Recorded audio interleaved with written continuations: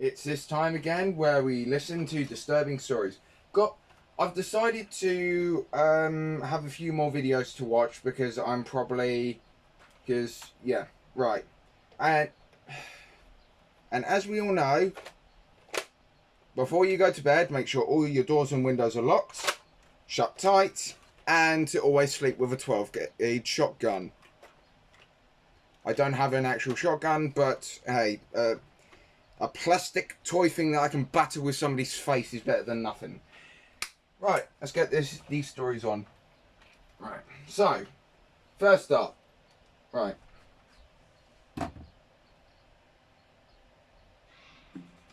Or you could be a fucking knob. Piss off. This is why I hate YouTube. They just shove ads down your gullet. Like... Right, first up. I have a bit of my own hacker scenario that actually I don't know if it's 100% true, because this person simply could have just typed up somebody's random address, but some guy was in a server going around. Right, there's two people in this story. We'll say Joker, as in, you know, the DC supervillain, because well, his profile picture was of the Joker movie character. Don't ask how I don't know his name. I'm not that much of a DC fan. All you fuckers should know that. Right. Basically, Joker Boy basically messaged, hey, this guy called Haley is going around pretending to be a girl when they're actually a guy. I messaged that Joker person saying, really? Because they said straight up to me that they were a guy. So, turns out that Joker guy got banned because he somehow found this person's address. The person pretending to be a guy or girl also got banned. It's not exactly scary, but I feel somewhat scared for that person who was pretending to be a girl, because he was going around trying to sell people his ex's private pictures. I wasn't interested. But yeah. Thankfully, some of the newer Xboxes and all that are a lot more easier, more difficult to boot offline and hack and all that. But yeah, interestingly, when Xbox 360 consoles, you could find somebody's location pretty easily. Scary. Yeah, right. Right. Sorry, I'm taking way too long. Jason Berletti. Back when I was 17, Oh my my friend god. told me about this deep web drug website called Dream Market. It was where he bought things like weed and Adderall. He had what he referred to as a trusted dealer, whose information he sent me to buy from. I don't condone doing anything like this. I was simply just young and stupid. I thought buying Adderall would help me with my senior projects. Anyway, I went about doing that. First off, can I just say this story already sounds stupid because nobody literally goes on a website to buy weed. Also, I will. This is fact. I can tell that this is already fake because why would there be a drug dealer website? It would be banned within seconds. Also, I was watching a YouTube video. Apparently, there was a website where you could hire hitmen. I'm not saying it was actually 100% real, because it actually could have been cops undercover. But yeah, basically, it was very scary, because it could have been an actual hitman. If it wasn't, and it was actual cops undercover, brilliant, you're actually using a fucking initiative. Yeah. However, this purchase made me intrigued to continue browsing Dream Market and seeing what else one could buy. And I saw this range from counterfeit bills to real guns. What? This got me more intrigued to view more of the deep web. I found some link somewhere on Dream Market that led to, I guess, what was a drug chat room, because it was just a lot of people seemingly advertising the drugs they were selling and their rates. I found it interesting. Some people would post random .onion links, and I clicked on one. It brought me to a black page with the title Home Base at top in large text. Underneath were a bunch of other random links. You fucking inbred. Oh my god. Sorry, I am just baffled. My god. You inbred. I can already... I guarantee you he's just making up this story because what actually happened was some person fucking sent him a link on like some probably social media, Snapchat or Instagram, and he got fucking sent here or sent to a fucking, you know what I mean. He's just can't admit to the fact that he accidentally clicked a fucking stupid link and that got him caught. I clicked on a bunch of them. Most never loaded, probably being dead links. A couple loaded. One was another chat room. This one didn't have a title. There were like 3 usernames signed into the room, all random looking, just like the assortment of random letters I inputted just because I didn't care. The chat's previous history showed. A few people were talking in another language. Then another guy was typing in English. That guy was still in the chat room, and actually, before I typed anything, he typed yo directed at me. I typed yo back. He said, "What you looking for?" I typed back, "I don't know, LOL." He asked how I found that link, and I told him just from some site called Home Base. I asked if he had any cool links, as it was my first time on the deep web. He types back. You're a fucking inbred, and I hope you do lose your fucking life. God. Ah, yes, what am I going to do immediately after getting onto a drug dealer's website? Click some fucking link. What am I going to do after I go into a place where there are a bunch of foreign letters and numbers? Respond to the crackhead that said yo to me, because that fucking... No way somebody is this fucking stupid. There is no conceivable way. Although Karens believe that fucking the vaccine causes autism or has trackers in it. Even though phones are literally trackers themselves. So, yeah, probably. Somebody is this stupid. Back, LOL, then sent a link. He didn't say anything else. I clicked the link, and it took a little while to load the page. That's the sign of a hack. I loaded the black background first, then a little text box near the bottom, and the last thing that loaded was a video. At first I thought it was like a pausable video, but it looked to be some kind of live streaming video.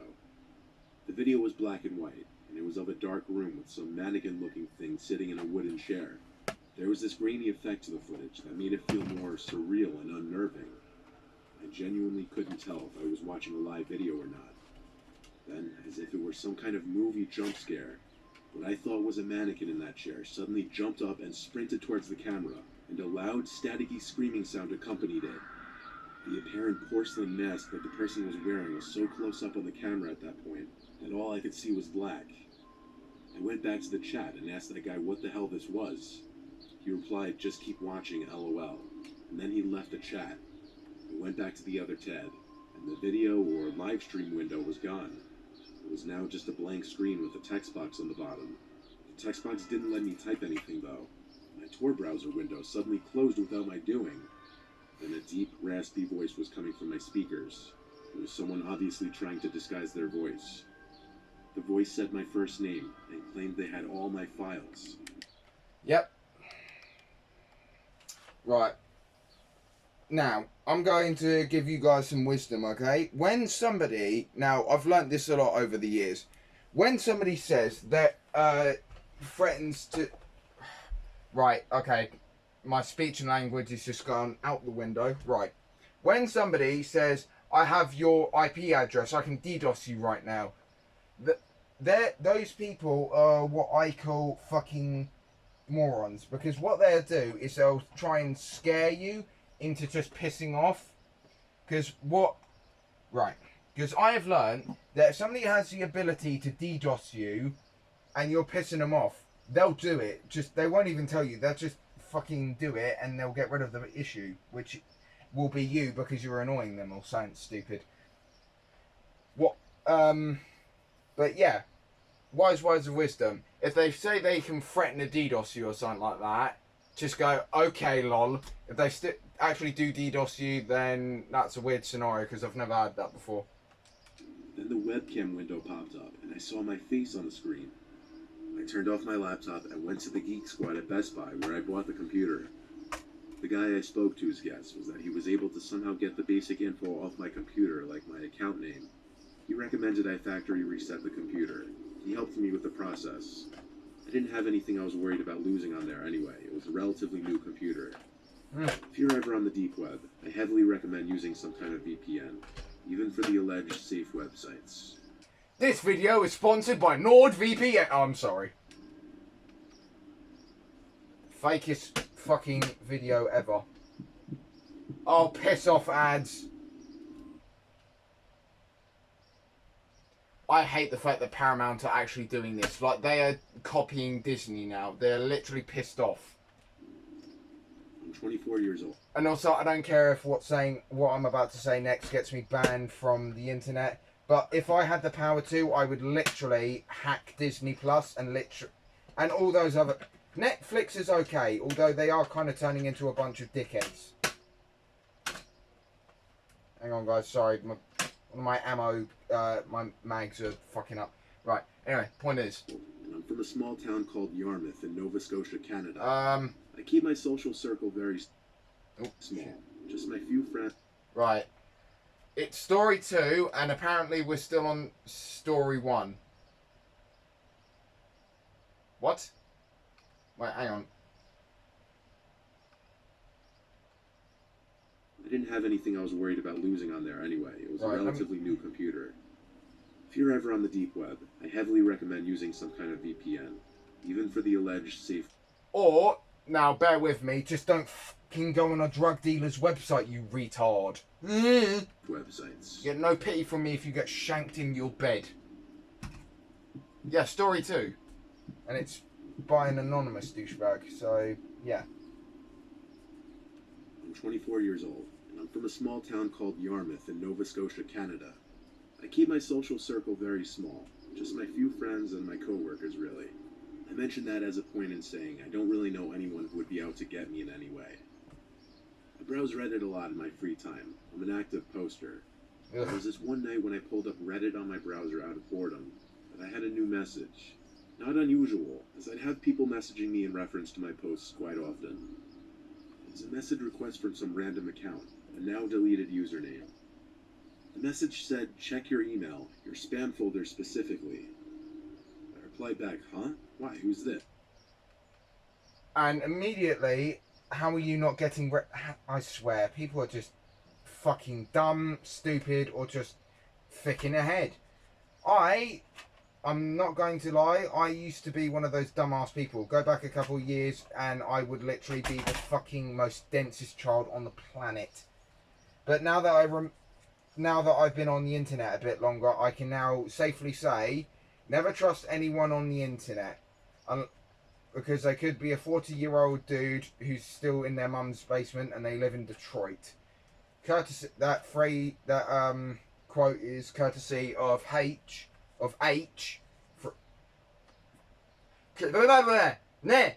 courtesy of H from Ready Player One.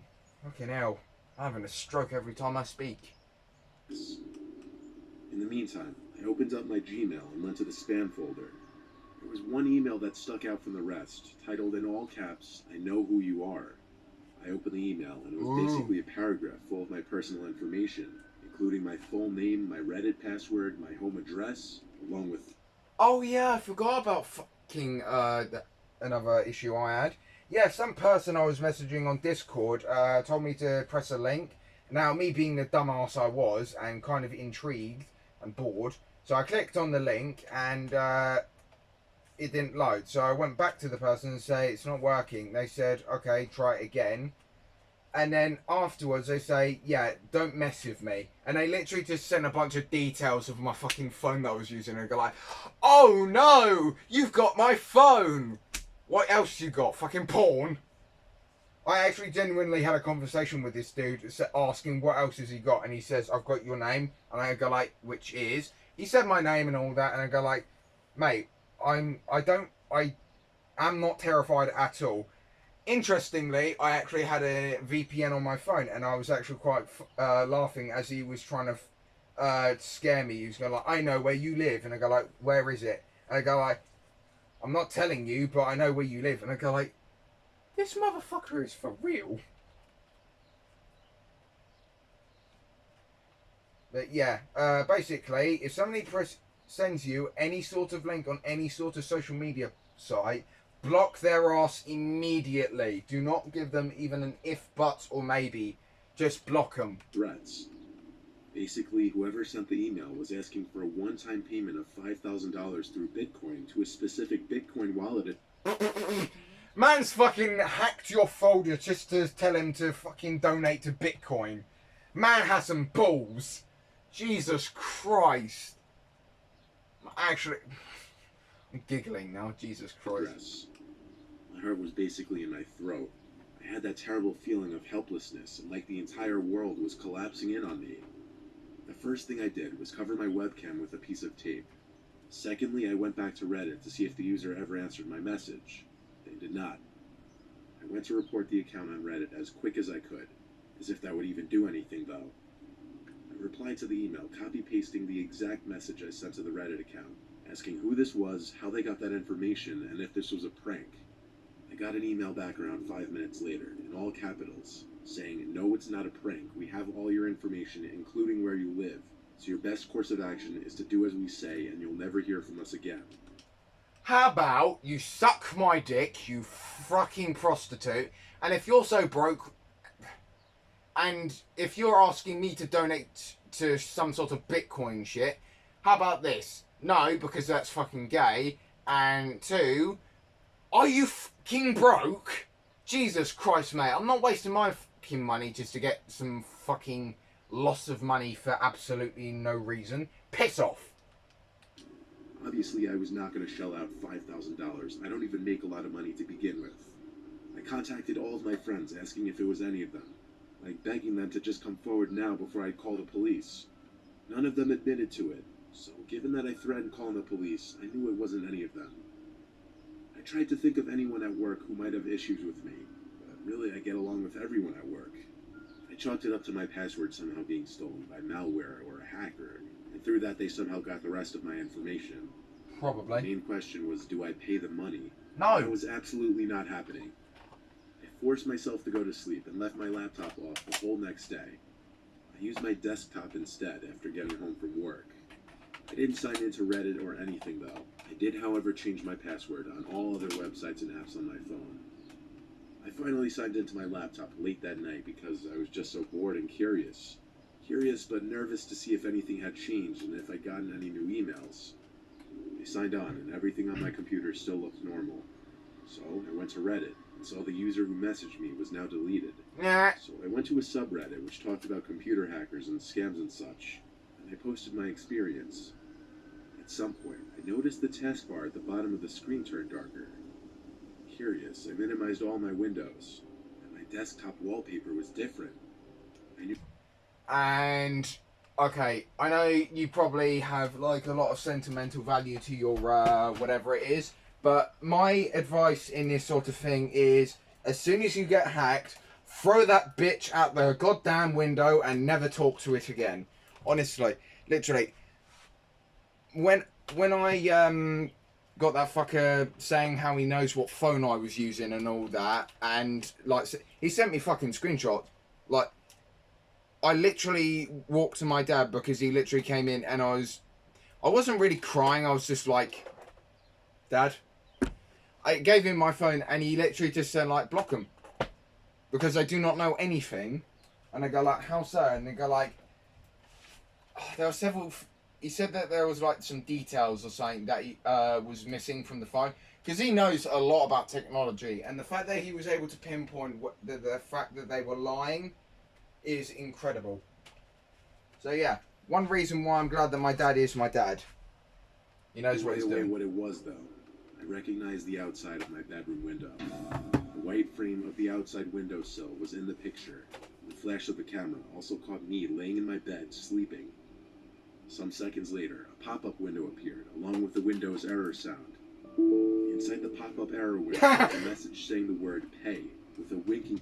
I would just slowly move my mouth to cancel, Also, dude, why didn't you throw your thingy out the window? Like, dumbasses. Fucking hell. Face following it. I closed my laptop screen and forced the computer off by holding the power button. I also pulled my blinds down and called my parents. It was still early enough to do so. I told my dad over the phone that some hacker had my info, and he came right over with his truck to help me load any valuables I could think of into his truck to stay with them for a while. Oh. Before we drove off to my apartment, my dad yelled like a madman into the night sky, basically threatening whoever was hacking me. It was definitely a scene, but I was too preoccupied with worry to be embarrassed by it. I stayed with my parents for weeks and used my mom's computer when needed. I blocked that email address that sent me the original email. I finally got back to my apartment a few days ago. I'm still scared every night to hear a knock at my window or get another threatening email. I haven't brought it to the police yet, as I'm hoping it's all just a bluff still to get me to pay. I'm also hoping it's over and that they've given up. Probably. Miranda H.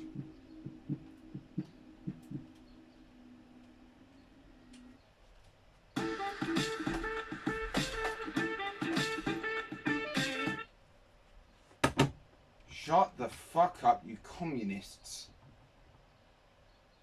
Fucking hell. Hang on, guys, I need to... Fuck's sake. Hang on. Right. Sorry, guys, because now that I've got a few more guns, I'm kind of running out of places to put said guns. And I'm sure some of you are just saying, oh, just get one of those gun walls that a lot of YouTubers have. And you go, bitch, I have enough. I have barely any storage. Where do you think I'm going to put it? My mum would simply just say, oh, stop getting so many Nerf guns. No, Nerf gun is the way. I have spoken. Right, put that down here.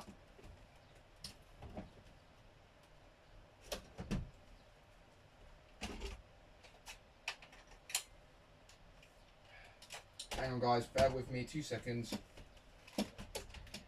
Fuck's sake. Scope fit. Hang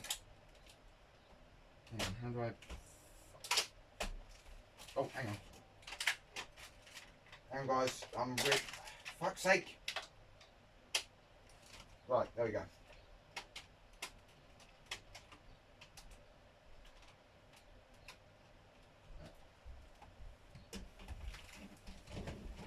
Voila, she fit.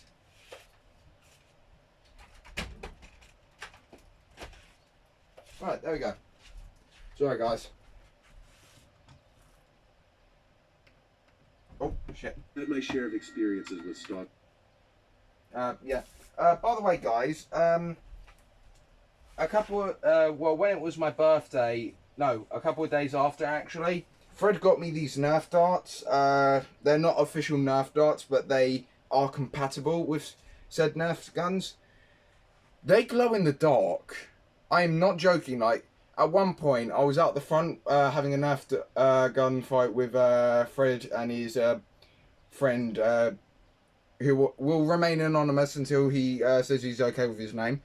But I picked it up and I saw that it was glowing green, and I go like, Fred, you got me glow up. You got me bioluminescent darts. Completely unrelated story to what's going on. Yeah, somebody needs to go back and check this guy's story because yeah.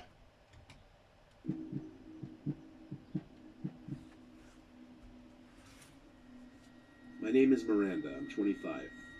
I've had my share of experiences with stalkers and men harassing me. Social media has made that far too easy these days. I once got a suspicious email that...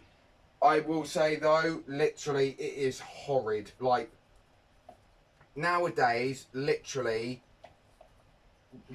fucking, I hate the fact that men nowadays literally will simp so fucking hard for women just to like, it's disgusting.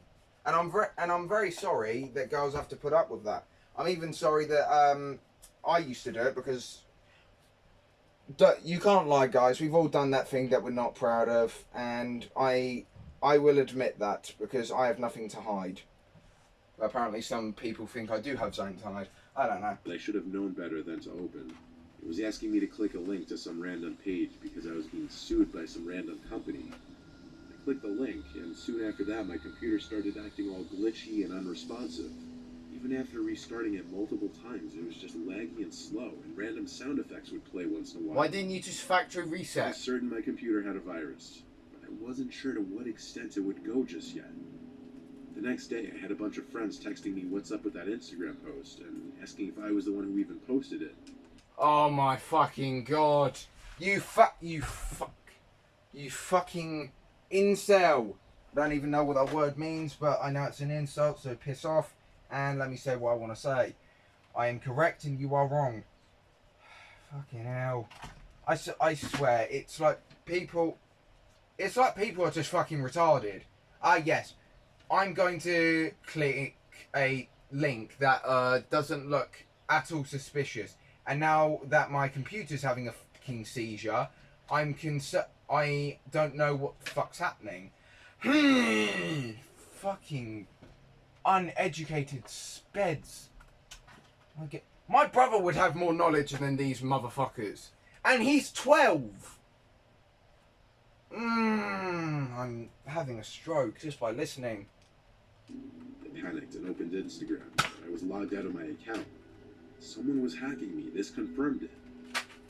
If they had my Instagram password, I had no idea what else they could have. Apparently the picture posted on my Your porn account. I'm sorry. Instagram was some stupid cartoon meme. It was extremely embarrassing. Minutes of freaking out later, my Snapchat started blowing up. It was from some random account that just added me. They were spamming me to Snapchat call them, so I did. When they picked up, I saw like a quarter of someone's face. It looked like a young guy in his 20s. I could tell he was smiling. That was the creepy thing. The way he said hello was so long and stretched out. I was pretty frantic, asking what he wanted in return for my Instagram back. He started telling me some really creepy shit. He said he sees me every day and that he thinks I'm really pretty, and that this was the only way he'd get... Simp! Simp! Kick his ass! Kick the simp's ass! Simp! Slayer, what are you doing? We do not have time for simping. There are demons to slay. Fucking...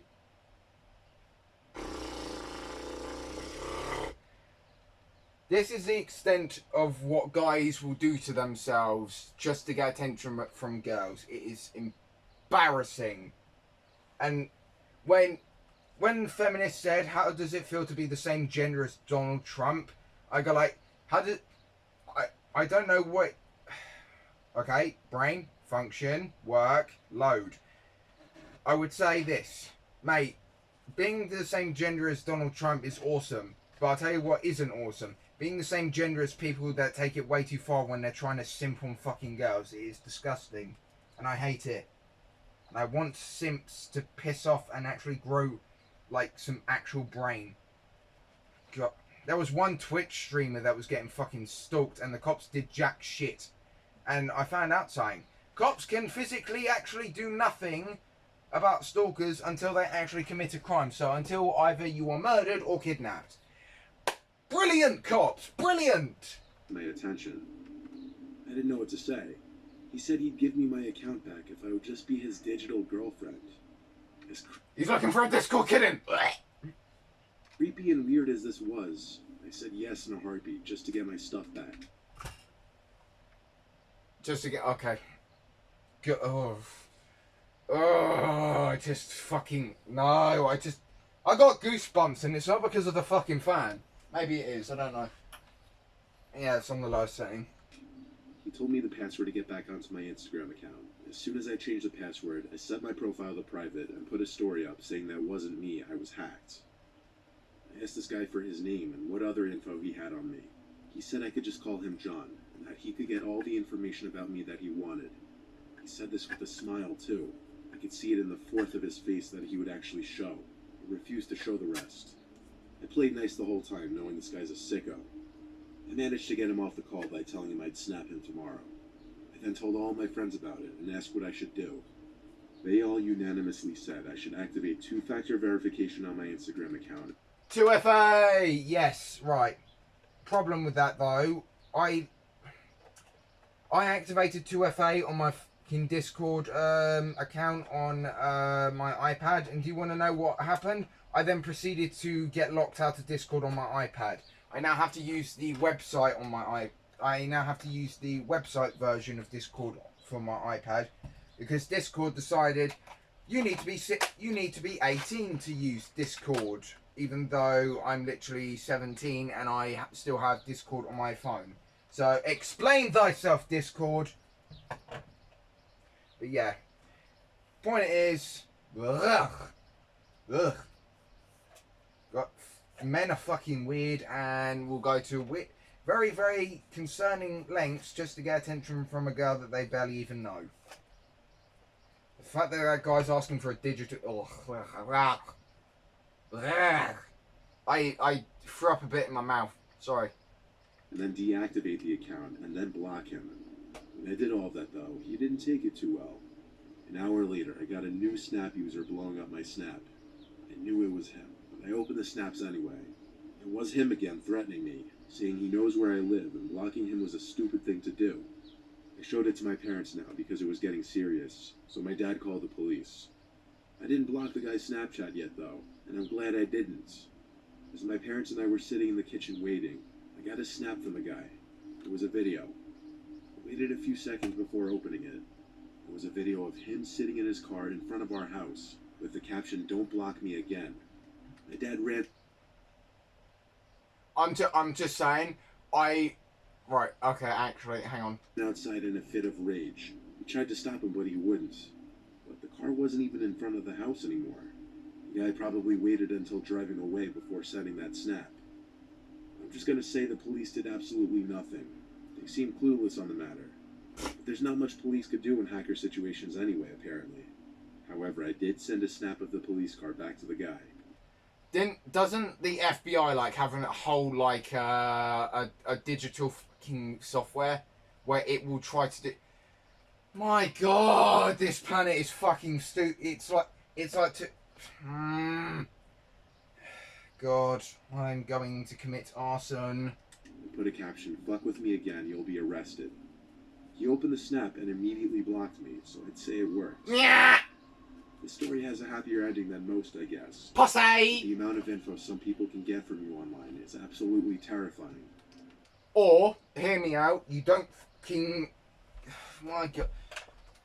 I swear, people are just brain dead. Because I have been on this planet for 17 years, and the only worst thing I've ever got in trouble with online is by calling somebody a racial slur. That is the worst that's happened to me. Because I am not fucking retard. And yes, I did say that I got a hacker trying to scare the shit out of me. But you want to know something? I wasn't even scared because he wasn't even that terrifying.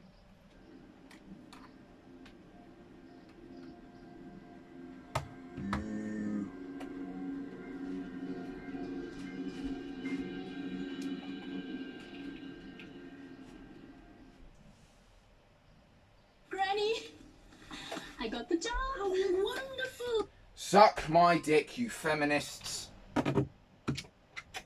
Oh, and of course I can't skip this fucking ad. Total Jobs. What?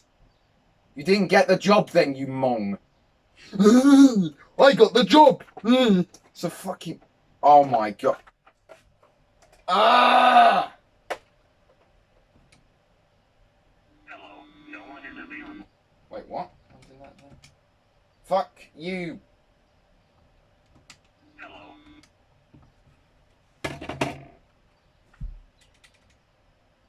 Re-uploading this content to YouTube or any other platform such as TikTok is not allowed and will be removed when found, which will result in the termination of said accounts. If you see this content being uploaded to other channels or platforms, please inform me. Wait, does that mean like... Oh, I think he means like if somebody else like... Right, okay, I know what he means, but I'm not doing said thing. He basically means as if it's... Yeah, it's as if the video got on another account, like the direct one. Hello, no one is available to take your call. Please leave a message after the tone. Oh, wait, about voicemails, guys. Very funny situation. I tried to call my friend... I tried to call Freddie at one point, and when I didn't get through, it gave me to his email, and it was literally Fred saying, hello, hello, and I was about to say Freddie, and I go like, yeah, you just got pranked, boy. And I go like, oh, fucking hell, Freddie, really? That voicemail? And, like, what? Yeah. And I watched a video a while ago about creepy, like, phone numbers that are scary. And I took photos of it on my iPad, and I tried ringing them, and I couldn't even get through. Like, we go like, bruh.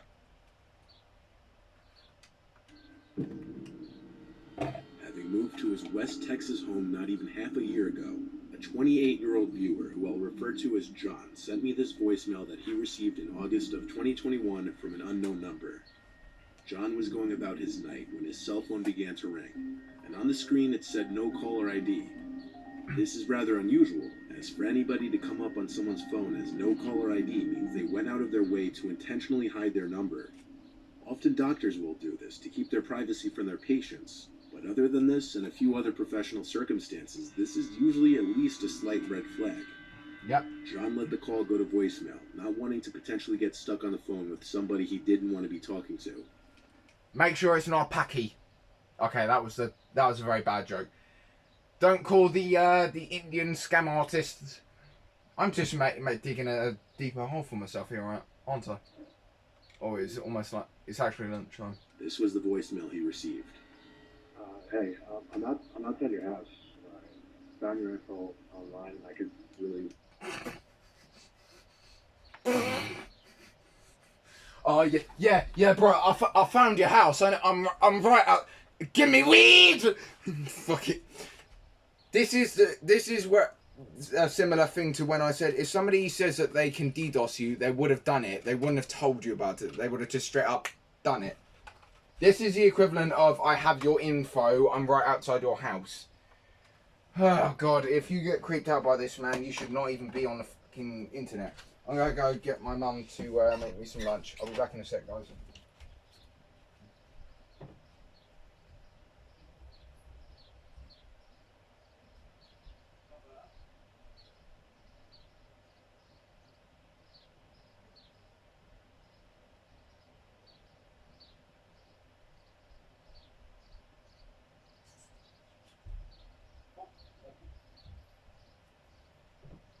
Yo, this place is disgraceful. You can hear mice humping in the walls. Ho, ho, ho, ho, ho, ho.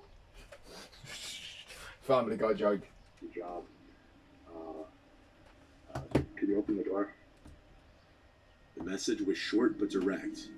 John immediately thought it was a joke or that they had the wrong number, but naturally he was curious. Either way, he knew he didn't want to open the front door, especially if someone was actually out there. But the man saying that John found his info online made him open up Google and search his own name. The second result on Google led to an online corporation database that listed all of John's public info, including his first and last name, phone number, and new home address. What the fuck? John is self-employed, but for the purpose of tax benefits, he started an S corporation in his name, literally with his name in the title of the business. This means his S corp, along with his name, would eventually be listed on numerous online corporate database websites. Coming to this realization, the voicemail suddenly seemed more legitimate. John went downstairs and inched closer to the front door, trying to be quiet. Someone started to bang on the front door, and a voice from the other side was saying something, but his voice was muffled.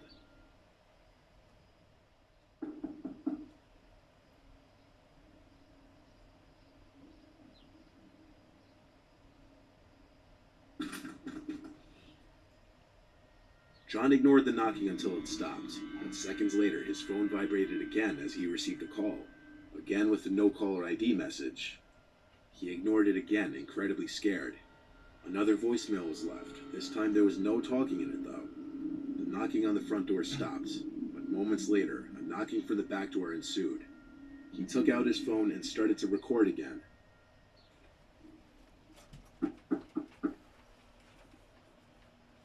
Trace surrounds, and we're ready.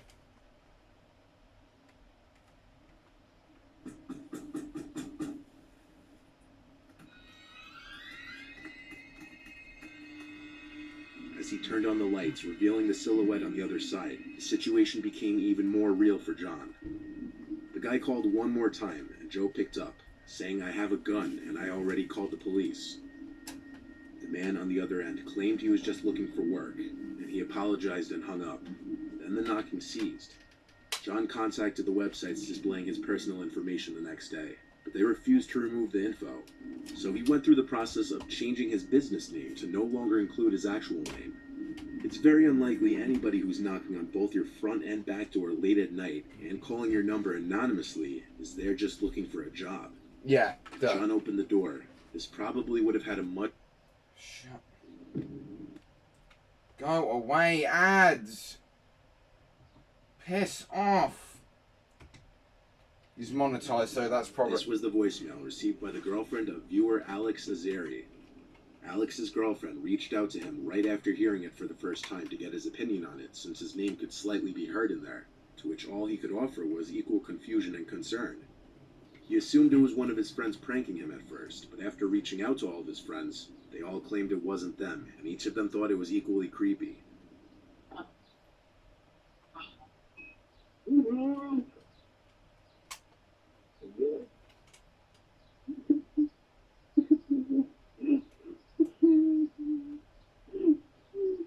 That's crying.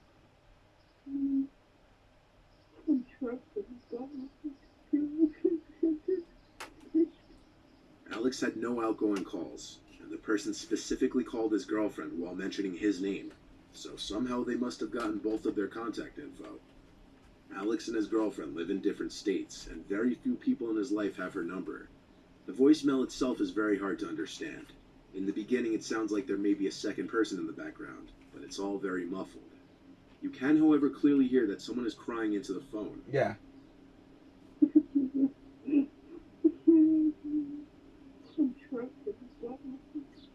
At this point, it sounds as though someone is speaking, though it's very difficult to understand. It sounds like they're saying, "I'm trapped in the dark," although it could be something else. At first, Alex was unsure if this was just a prank, a hacker, or something else. But after receiving this voicemail, Alex claims a number of strange occurrences happened in his house that same day and the following. Piss off. First, a door upstairs slammed shut randomly while everyone in the house was downstairs eating dinner. Could just have been the wind. Oh, God. People are stupid. It's infuriating. Ah, yes, everyone's downstairs, but the door just closed. It must be a rare occurrence. It could be the wind. The door automatically closes in my door whenever I have the wind open because of the window open. Fuck. Upon inspecting the bedroom, nobody was inside. Alex and his brother also apparently heard what sounded like footsteps coming up the stairs when they were home alone. At first... Oh my fucking God. I hear footsteps in the walls all the time. Do you want to know what that is? Fucking neighbours' kids walking and down up the stairs. Walking and up... They're walking on their stairs in their house and we can hear them through there. End of discussion. Fucking mate. They considered the possibility it may have been one of their two dogs, until checking and remembering they had a dog gate standing at the bottom of the stairs, preventing them from coming up the stairs. How the do you forget that? How in heaven's name do you forget?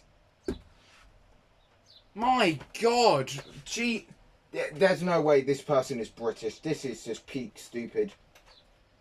There's a dog gate in my neighbour's house, so it can't be their dogs, so it's their kids, or them, or the parents. Each time they looked around the hole upstairs and checked the stairway, they couldn't find anyone. The footsteps also didn't sound like those of a dog. They were reportedly heavier and more spaced out, like a person's footsteps. With this happening the same day and one day after receiving this concerning, unexplainable voicemail, Alex believes the occurrences may all be linked. Or, hear me out.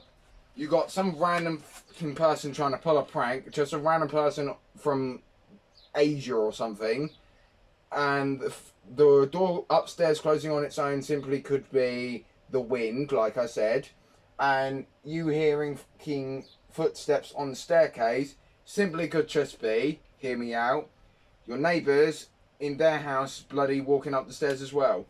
My God, people are so stupid. Jesus. In this video you're about to watch, a couple briefly documents they're listening to two creepy voicemails received on the husband's phone. Hey Ben, how are How you? you doing? Good. Ready for the big trip? Ready for the big trip. Okay, sounds good. They had been receiving strange voicemails for weeks already, both on their cell phones and on the landline. In this video, though, the man's phone doesn't even ring. He just gets 2 straight to voicemail notifications. No phone number or any contact details attached to the voicemail.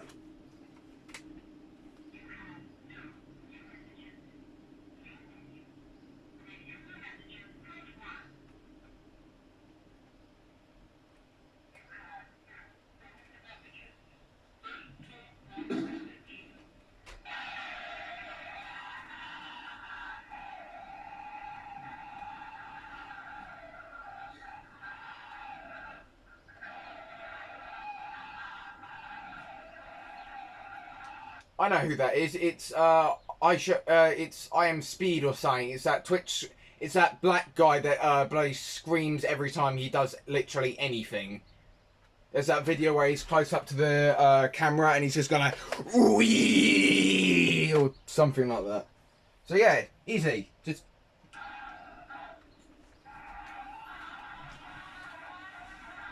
yeah, that even sounds like him.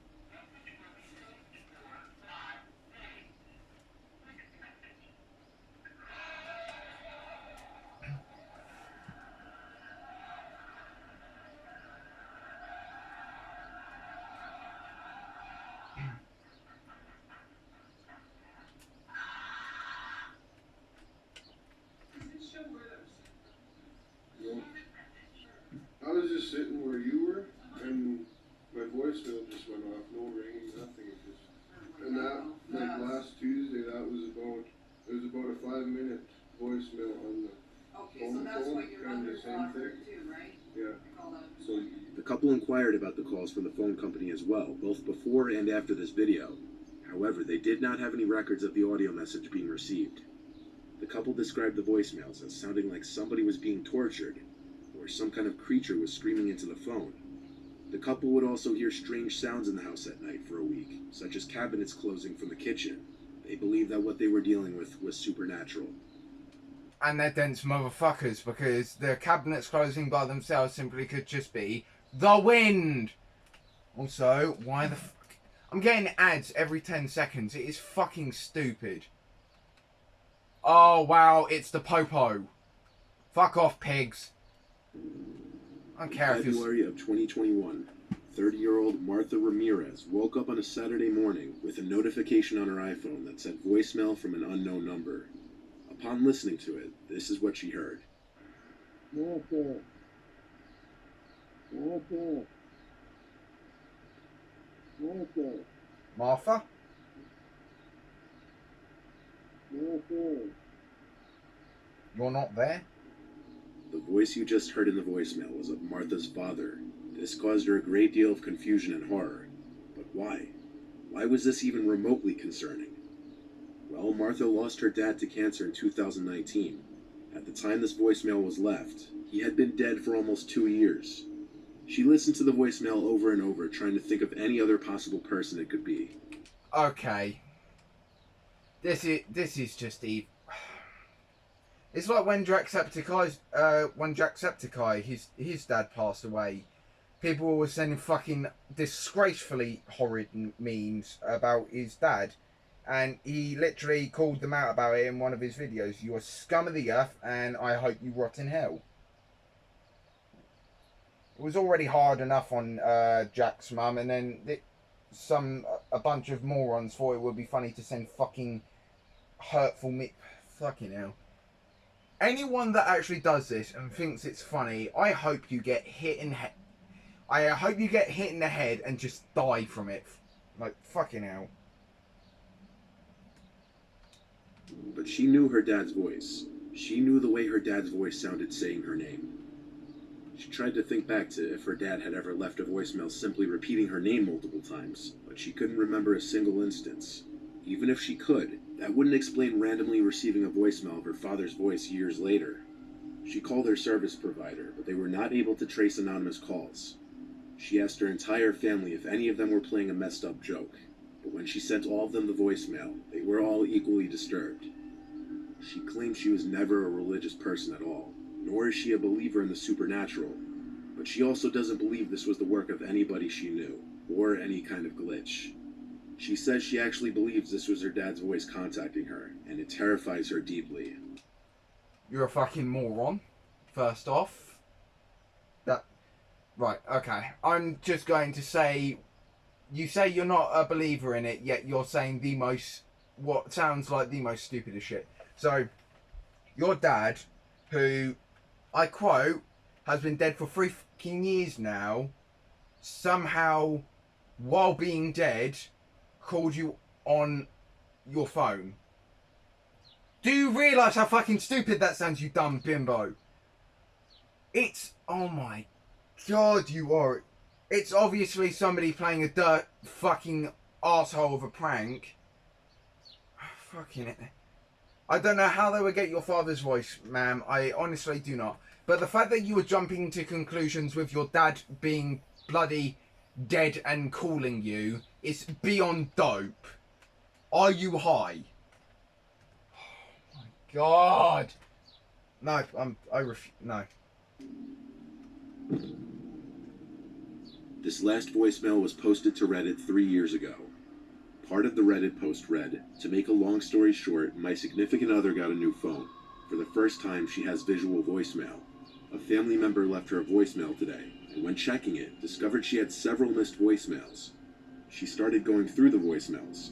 Typical stuff, family, bill collectors, but one voicemail dated Friday, June 9th, 2017 at 4:38 p.m. was from a number we do not know.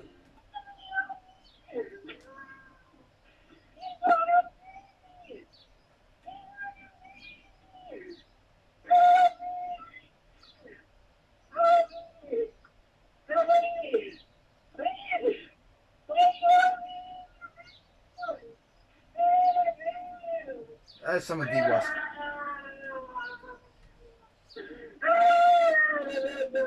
What you just heard was just a small clip from the original 3-minute-long audio, which seems to have been removed from the internet without a trace. In this small audio clip, though, it sounds like the girl on the other end is saying, "Please help me," and even, "They have my baby." The rest of the Reddit post read, "It's 3 minutes long, and the area code is 480, placing the owner around the Phoenix, Arizona Valley. I've spent all day researching news where their incidents happened the afternoon of June 9th, 2017, and have exhausted my very limited abilities in researching.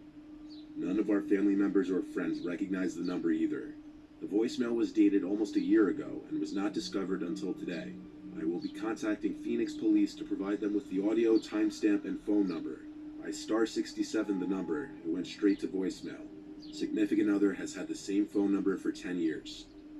Based on a lot of the original replies to the thread, the original audio was so horrific that many couldn't even get through it all. Still, some people believe it to be a hoax. Either way, this voicemail and whoever was behind it still remain a mystery. Yeah, and that's simply the word of somebody saying doing a messed up prank. Could simply be like a payphone. It's not very hard to do that. Like, payphones, I think payphones are like, I don't know. I don't use a payphone. The nearest payphone to me was the one near my school, but that one's been turned into like a tiny book library. Literally, you just stand in there and the books are on shelves. That is all it is. We will be watching the top left one. Don't worry, guys.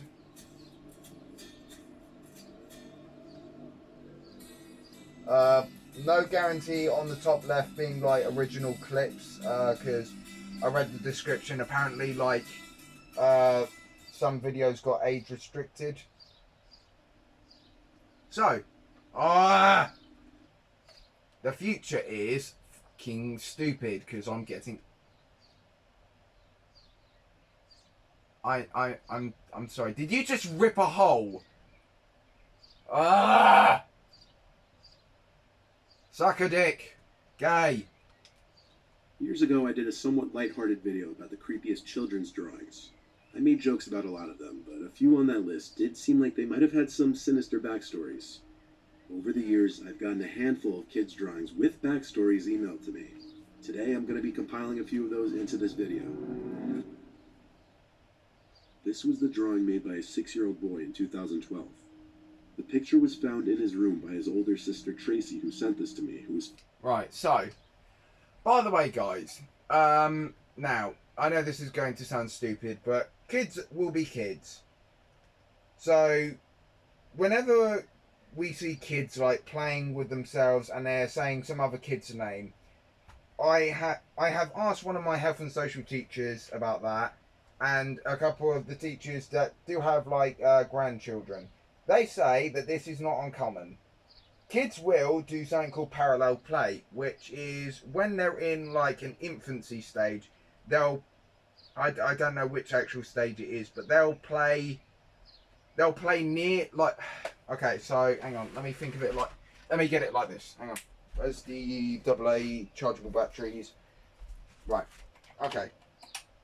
So, this is the best way I can explain it. So, this will be kid 1. Actually, I'll do it here so then I know you can actually see the batteries. Right, this will be kid 1 playing with some toy.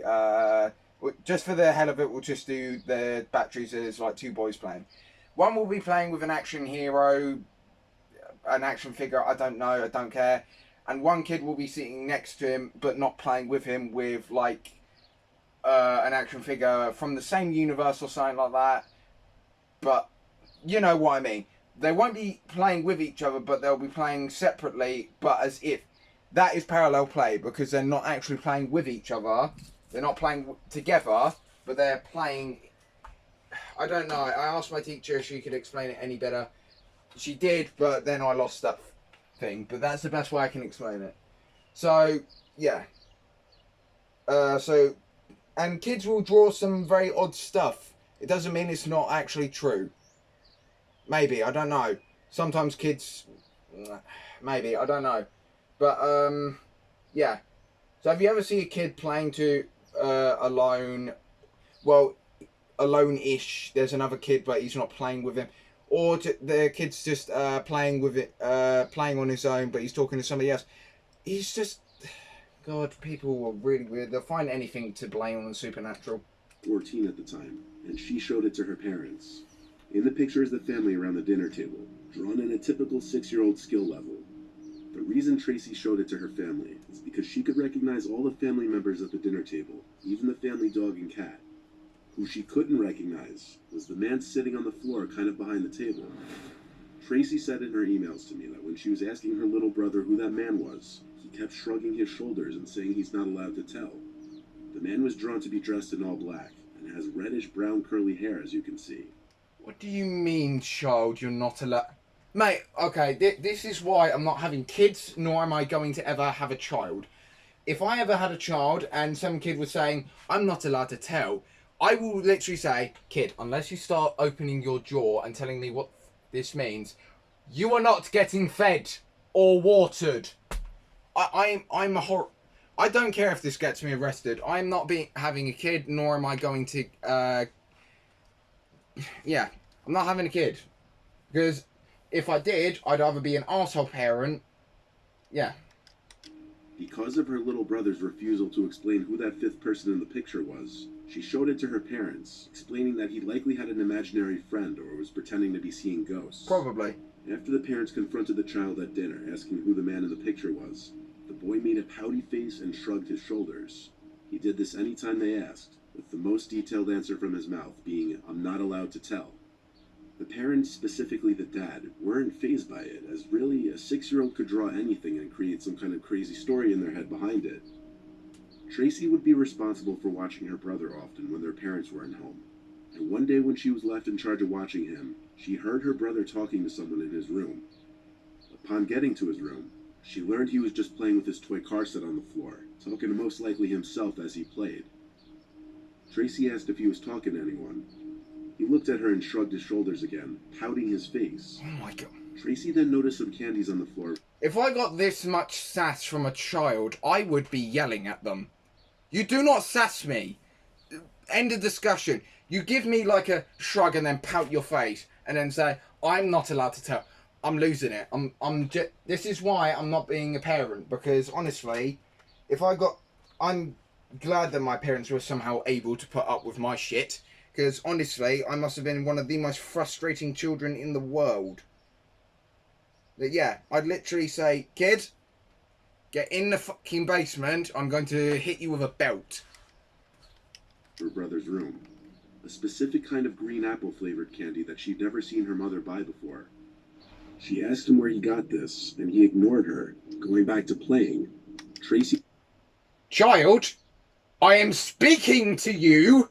Acknowledge or I beat your ass. took the candies, and that angered her brother, yelling, "Give them back." She waited until her parents returned home to ask if either of them had bought the unusual candy. Since the boy was only 6 and it was summer break, aka receiving the candies at school wasn't even a possibility, random candies appearing in the boy's room became a concern. Even as the boy was scolded and pressed by his parents as to where he got the candies from, he still just made his pouty, angry face and ignored them. And that's where I would bring out the belt and beat his arse, because that is sass, and I don't take that shit. God.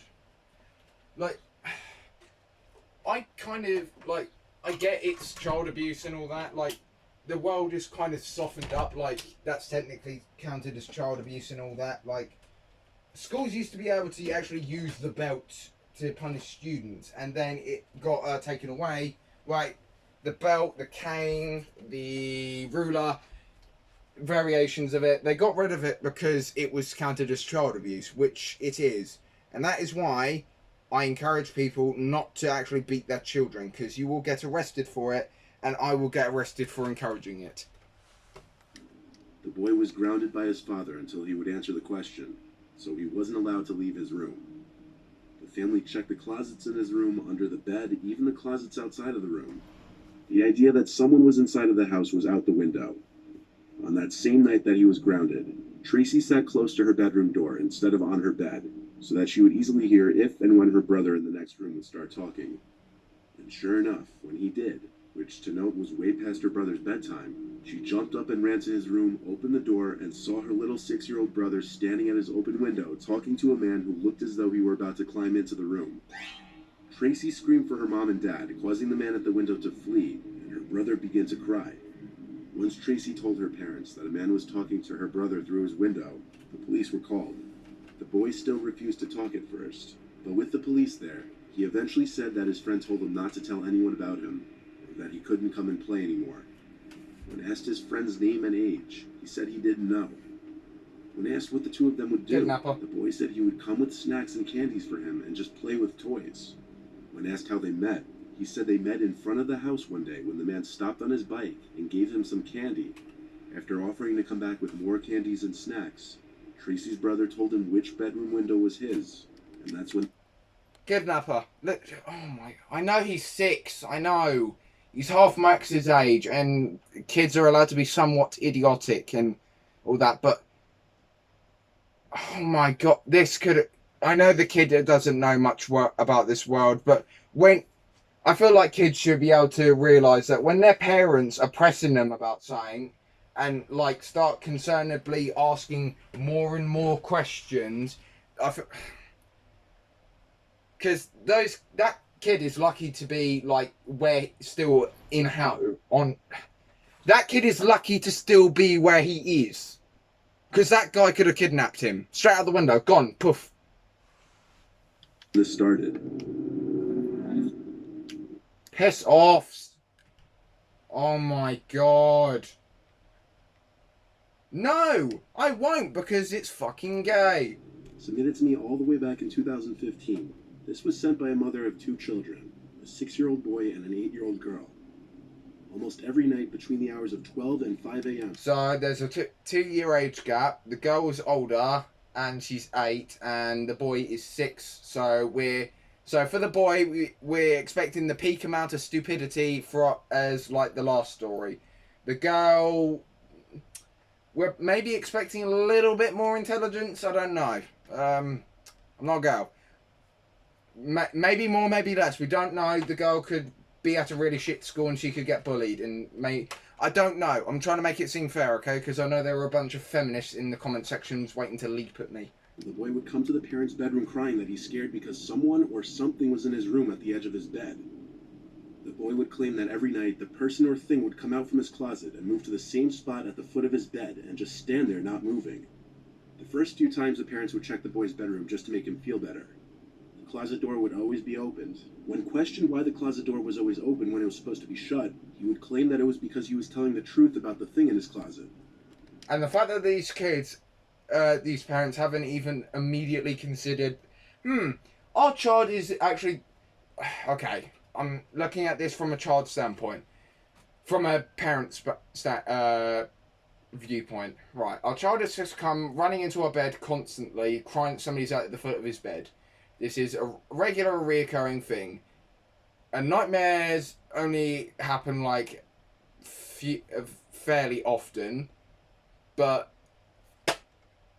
wait, didn't he say this was a recurring thing? Hang on, I need to go back just to make sure I got it. Almost every night between the hours of 12 and 5 a.m. How? What do you mean? Reoccurring? Are you still... No, excuse... No, the parents are dumb. Unless your child has been... I guess maybe that kids have regular dreams, but the fact that they... Has a wardrobe thingy-majig... Has a thingy-majig door always been open? The boy would come to the parents' bedroom crying that he's scared because someone or something was in his room at the edge of his bed.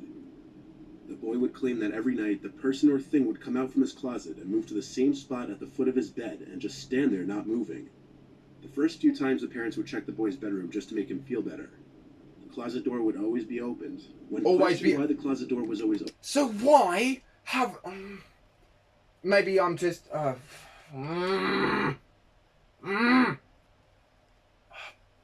Peak stupid. My God. If my kid ever comes into me and my wife's room, this is if I actually ever got a girlfriend and or got laid somehow, despite looking like I do. And my kid said that somebody was getting into at the foot of his bed every night.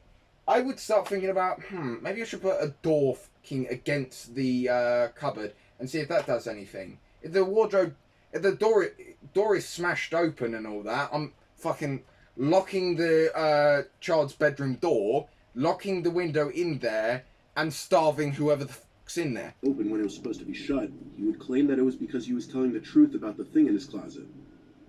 Every time the parents would show their son that the closet was empty, he would go back to sleep. Their 8-year-old daughter never had any similar issues to this. For a few nights, the parents would let him start sleeping in their room on the floor with a blanket. Eventually, though, after this had been going on for too long, the parents decided to humor him one more time and asked him to draw what the thing at the foot of his bed looked like. His drawing sent chills down his parents' spines. Yep. In the drawing was some grudge-like figure that seems like it would be enough to give a grown man nightmares, let alone a 6-year-old boy. There also appears to be something at the window, and when questioned about this, the boy said that he sees it at the window sometimes too when it's not at the foot of his bed. The parents' solution to this was moving their son's bed to the spare bedroom across the hall that didn't have any big closets. Good. The mom who submitted this couldn't help but get a little creeped out herself at the drawing, and every time he would come crying to their room in the middle of the night.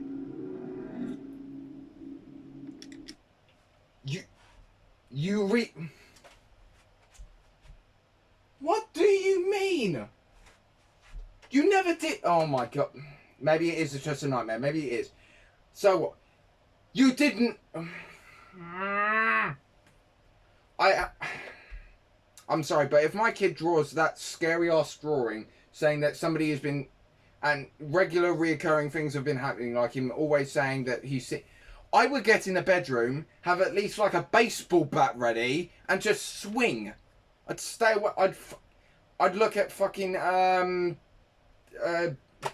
I don't know, I'd look at something on my phone while I waited until that happened.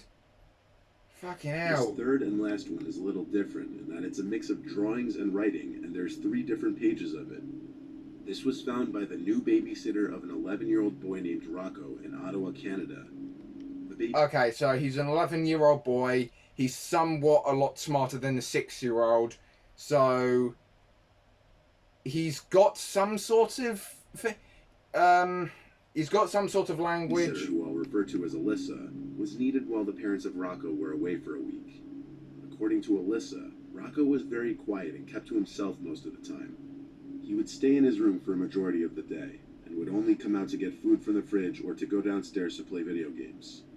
Alyssa tried to befriend the child the first day, but eventually gave up after realizing Rocco either didn't like her or was just a very unfriendly, creepy kid in general. Alyssa would spend the majority of her shifts doing schoolwork and watching movies. She knew Rocco had an obsession with guns because of the amount of toy guns he had. They would lay across the house in varying rooms, ranging from Nerf guns to airsoft guns to varying types of toy guns. He's 11 and he has an air... This kid is prepared. Absolutely brilliant. This kid is Canadian, smarter than American kids by the looks of it. He's 11. He has an airsoft gun, a couple of Nerf guns. He's ready to throw down. If his airsoft guns jam, he can just grab a Nerf gun to whack whoever it is. Alyssa had never been in Rocco's room yet, though. But one night, when Alyssa was having trouble sleeping, she heard Rocco sneak into her designated bedroom and was just standing by the doorway. She sat up in her bed and asked Rocco if something wrong. Then she just closed the door quickly and she heard him running back to his room. What the fuck? The next day, Alyssa went into Rocco's room for the first time. Rocco wasn't in there and the light was off. This meant he was in the basement playing video games. Yep. As those were the only two rooms he'd ever be in, according to Alyssa. He didn't even seem to seek hanging out with friends. Sprawled out on Rocco's floor were a bunch of papers. The first piece of paper that caught her attention was this drawing of a handgun. Nice. It wasn't anything really alarming. It just further demonstrated his fixation on guns. Alyssa dug through the... Are we sure that isn't part American? I will say though, that is a decent drawing of a 1911. Very good. Yeah, it's a 90... Yeah, he's a very good drawer. papers, though, and found 4 pieces of paper stapled together with 3 different staples. They formed what could best be described as a little storybook. The first page looked to be the cover page, titled The Babysitter. Immediately, Alyssa assumed this little book was about her. But not wanting to get caught reading it, she took pictures of each page of the little booklet, as well as a picture of the handgun drawing, and left the room to go read it on her phone elsewhere. These were the pictures she had taken. This was the second page. Rocco wrote on it, "It was a regular day in the house, when Mom and Dad brought over the babysitter for the first time. There's something about her that I hate. I think it's how ugly she is. She's a huge nerd. I don't want her in the house. Not sure why my mom and dad hired her. I think I'm gonna have to kill her." The drawing on the page is what's supposed to be Alyssa sitting on the couch on her phone, and Rocco spying on her through the doorway. The fuck? This was the next page. It's day 3 and she's still here. Parents think I'm a baby or something that needs an annoying, ugly babysitter that eats all our food and drinks. Okay, I'm gonna punch this kid. Fucking 11-year. My god. You know, for an 11-year-old, he's a fucking arse. Mate, if I was a baby... No, I know what this kid is very, very deceitful. See, what he's doing is, when he was staring at his babysitter in the previous thing during the night, what he was doing was this. And getting, like, his babysitter, like, somewhat, like, concerned, so she would look in his bedroom. Now that she's done that and not sat in there reading a thing and taking photos of it, she is now in the clear, because she now knows what this kid's planning. That's my theory, anyway. In this drawing, Rocco appears to be grabbing a kitchen knife while Alyssa's in the fridge.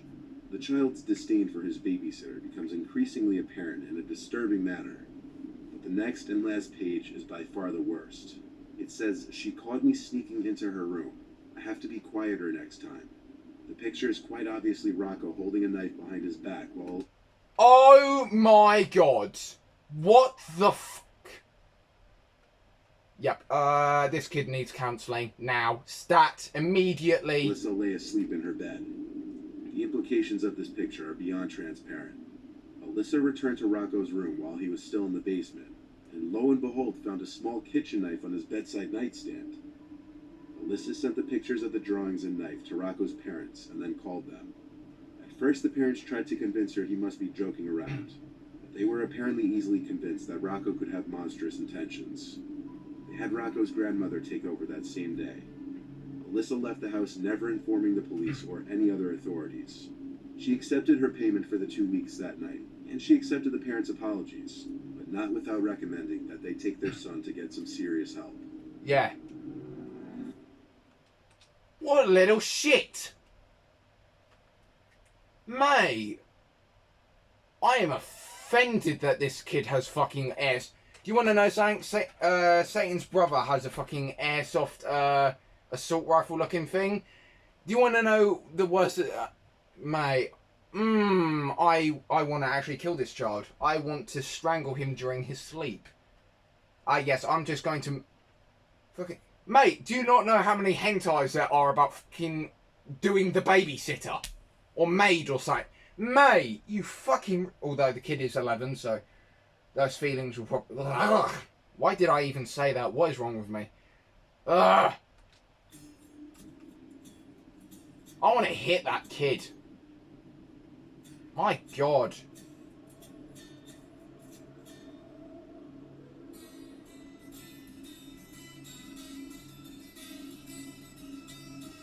Matt, this is why I hate kids. The little arses. Little entitled shits. This is why if I ever have a kid and he starts yelling and screaming, I'm like, I'm just going to say, shut the hell up, you little shit, before I tape your mouth, tape your arms, and throw you down a river. I have anger issues, and that's probably why I'm not going to have be a parent or have a child, because I do not want A, for a child to have what I have, B, to get fucking, you know what. This is a part 2 to my video, Children's Drawings with Disturbing Backstories. If you haven't seen the first one, the link is in the description. The drawings you're about to see were all done by kids. Whether they appear innocent or not on the surface, the stories behind them are what really make them unsettling. This ordinary-looking drawing made by a 6-year-old doesn't appear to have anything that would be any kind of cause for alarm. On the surface, it just looks like a young kid playing in the front of their house. Wait, hang on. I need to check again. Right, I'm checking. I'm going to get the name of the kid. Right, age of the kid, I mean. All done by kids. Whether they appear innocent or not on the surface, the stories behind them are what really make them unsettling. This ordinary-looking drawing made by a 6-year-old doesn't appear to have... Right, 6-year-old. So, the same age as the first 2 kids from the previous one. Right. Anything that would be any kind of cause for alarm. On the surface, it just looks like a young kid playing in the front of their house. There's tons of smaller details in the drawing, such as his dad raking the leaves, his mom at the window, and a few cars in the street passing by. It all seems like an innocent drawing, but there's a bit of an unsettling backstory behind this. The 6-year-old boy who drew this is a very well-behaved and quiet kid according to his parents. I'll refer to him as Jake. He stays to himself most of the time, and his teachers describe him as a well-behaved child, just very, very quiet. He has a passion for drawing, and constantly draws pictures and writes little story picture books. Jake has one sibling who's currently 2 years old, who he has included in multiple pictures too. His mother says most of Jake's free time... Oh no, I already know where this is going. I guarantee it, the 6-year-old Jake has drawn pictures of him murdering said sibling, who is 2 years old. Because, right, he writes stories as well, so... I guarantee it, because that is probably where this is going, because I'm not afraid to admit this. When my brother was younger, I kind of wanted to kill him as well. But that's kind of grown less or more. I don't know. He spends either watching Cartoon Network or YouTube videos or drawing. Cartoon Network. This guy, this kid had a really good childhood, because the 4 Horsemen of good shows: Regular Show, Adventure Time. What else? The Amazing World of Gumball. I can't think it. Phineas and Ferb, but that was on Disney XD. So, 3 good shows from Cartoon Network. There was no cause for alarm when his parents found this first picture. However, there was when they found a more recent picture that Jake had drawn. Here's another picture of Jake in front of the house, but maybe you've already spotted it. In this picture, there's an identical car in the street with the same person sitting inside. This time, it seems Jake is looking at the car in this picture waving. Jake's parents are not seen in this one, interestingly. But his parents were intrigued now about the car and who the person inside of it was supposed to be. So they questioned him. Jake explained that it was a car he'd always see out front, and that the man sitting inside of it would always smile and wave whenever he saw him. So the next day, Reason for concern is apparently obvious now. Jake's parents took him outside to point out the car, but he said the car wasn't there. In fact, it wasn't for the next few days, until finally, one day while Jake was playing outside, he came running inside to his parents to say he saw the car again, and the man was inside again. Jake's parents rushed outside to the front to look, and saw the car speeding away past the house down the block. It was an old silver Buick, and Jake confirmed that was the car. A Buick, eh? Damn, that's fucking... I mean, some of the older muscle Buicks are like really expensive, but damn. If it's one of the like muscle car Buicks, then... Wait, a Buick. Isn't that a GS... No, I'm getting my cars mixed up. Okay. It was none of the neighbors' cars. That much was known.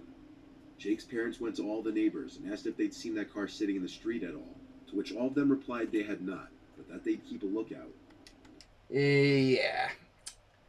That's when you want to start raising a neighbourhood watch and keeping that child safe.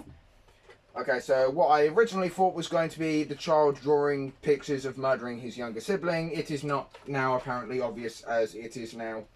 Yeah, we also were playing a game called DayZ, guys, and it's up to you whether you want to download it. I wouldn't, because there's a lot of... well, I'll let you guys decide for yourself if you want to get it, but one server we were in, there was this guy being a... I'm going to be frank here. He was being a pedo towards one of the people in the party who happened to be a girl. Underage as well. Yeah, and when questioned further about this, like how he was chatting up said girl, he then got all defensive and has been bad-mouthing me, Satan, and Fluffy. Texas kind of got himself banned after shooting a scout in the face, but that's Texas, so we can kind of... but yeah, in the end, yesterday, as a matter of fact, me and the boys went out our own way. We blew up like half the base. We blew up the stuff that they wanted to have back because they were trying to evict us. And now we've uninstalled the game because fuck them. And yeah. So, yeah. For a few days, Jake wasn't allowed to play outside unless his parents were there with him. But after the car didn't seem to return, Jake was once again allowed to play freely out front. But one day, he came inside and said that the man in the car was back and was trying to get him into his car. Of course, Jake's father ran outside as fast as he could, hoping to get to the car in time, but he saw it already down the block by the time he was outside. He tried chasing the car down in his car, but by the time he even got into his car, there was no way of tracking where the car went. Once again, Jake wasn't allowed outside of the house. The car wasn't seen outside at all for almost that entire week. Oh, that's And one hideous. night, unexpectedly, Jake's father was about to take the garbage out when he noticed the car parked across the street. He took out his phone to begin recording and hopefully get the license plate number, and he tried to slowly get closer to the car without being obvious. But the driver clearly saw him, because the car turned on and then quickly drove away.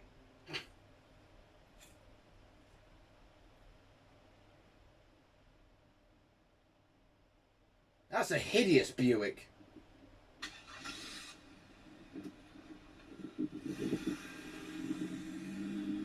Damn it!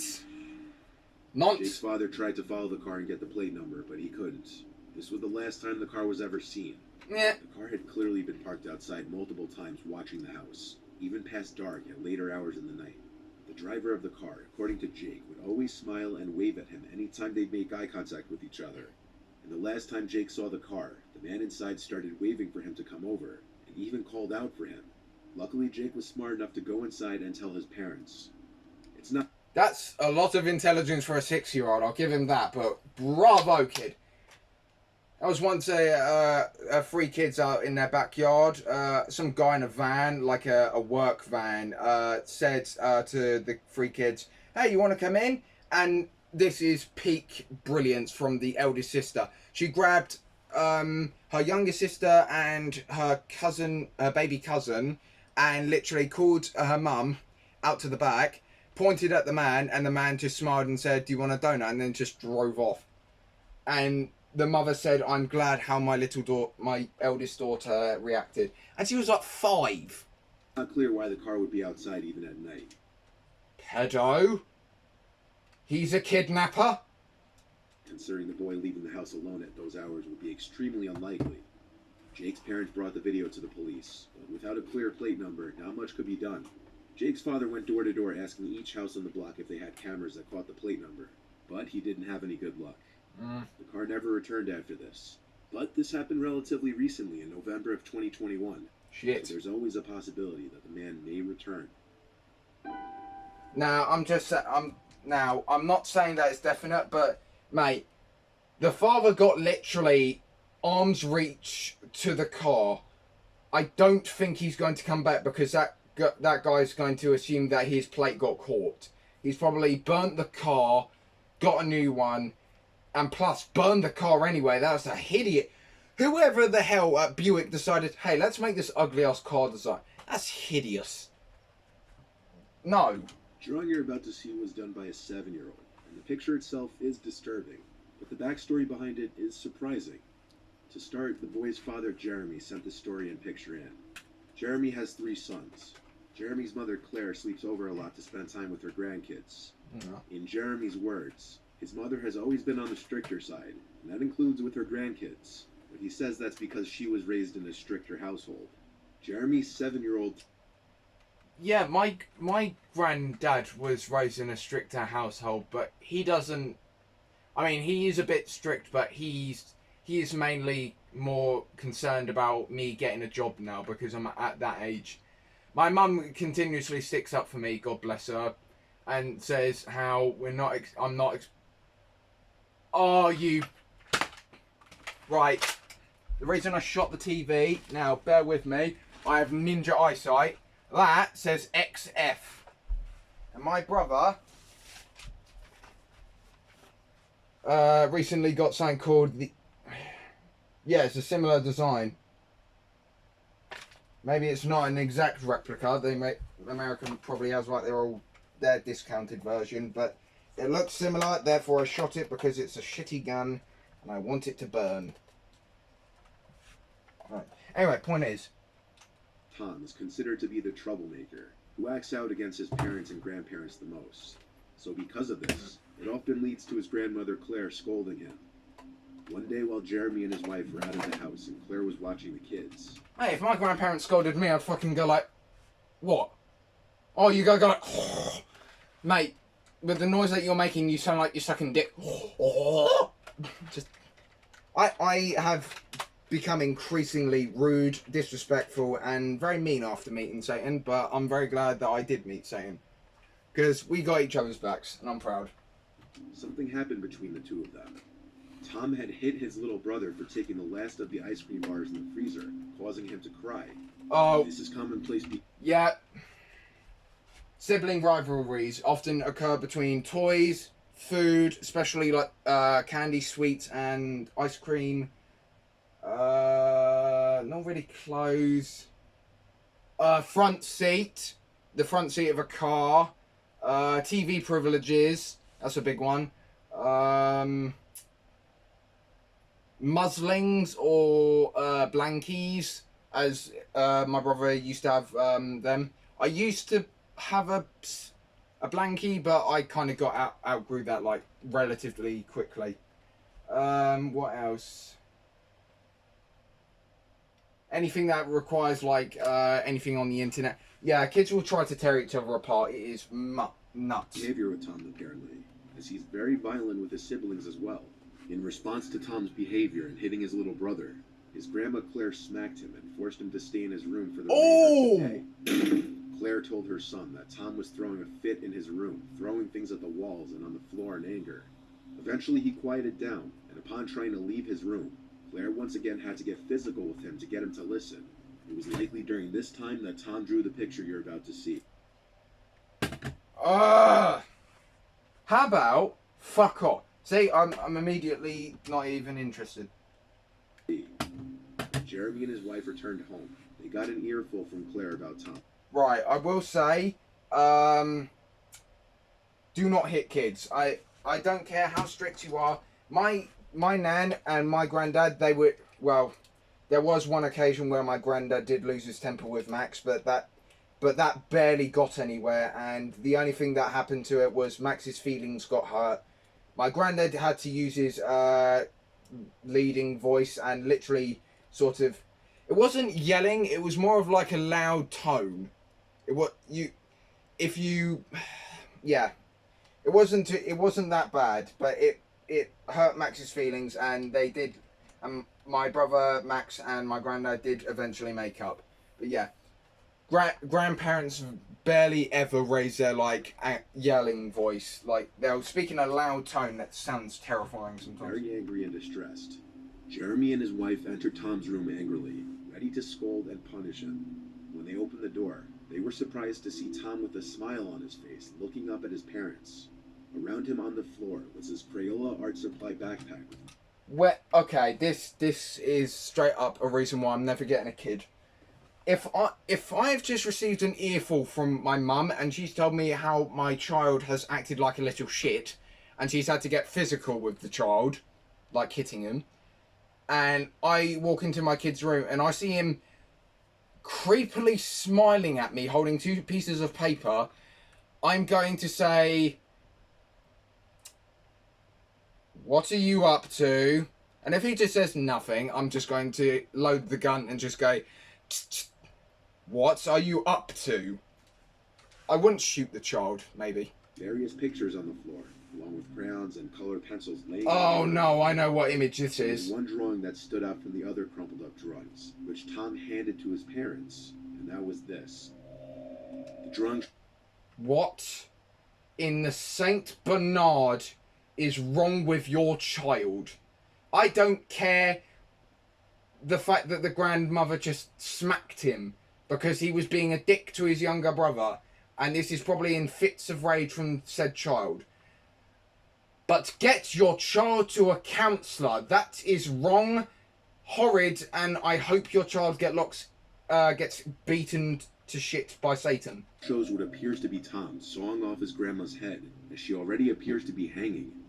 To add to the horrific scene, Tom as well as his parents are wearing smiles on their faces as Tom is doing what he's doing. And of course, if there was any shred of doubt as to who these figures were supposed to be, Tom labeled himself, his grandma, and his parents in the picture. Jeremy and his wife were disturbed after finding this picture. Duh. To show just how messed up their child may be mentally. Jeremy grounded Tom after finding this, but the couple did not show this drawing to Claire. Nothing good would come of showing her the horrific drawing her own grandson made. However, it didn't end there.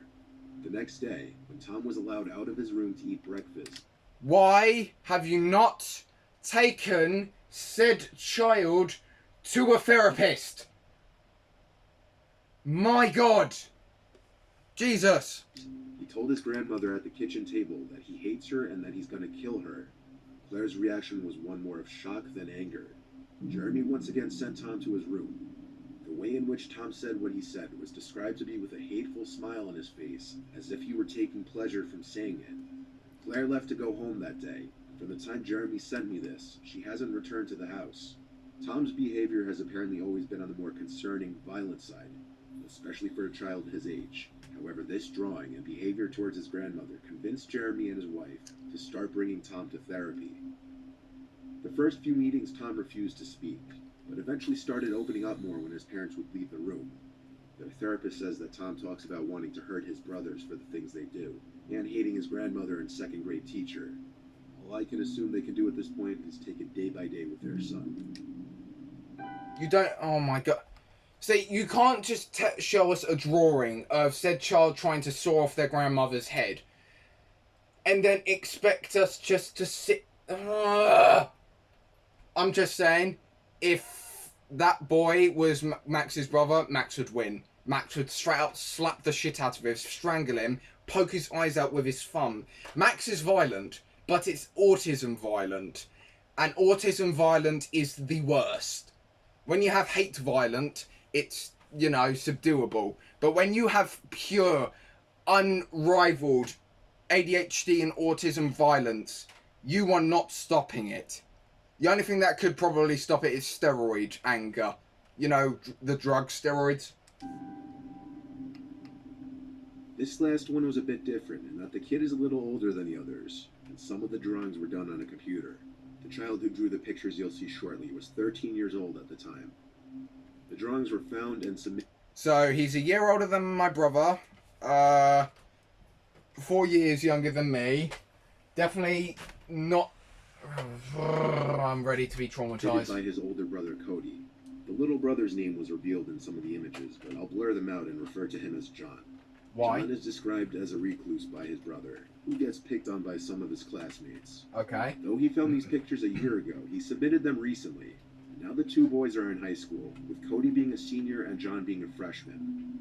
John and Cody share the same gym period, and Cody sees his little brother get slightly picked on in gym class whenever he's in earshot. And you're not oh my god, this is the whole point of brothers. They pick up, if I see my brother getting bullied in school, I'm gonna walk up.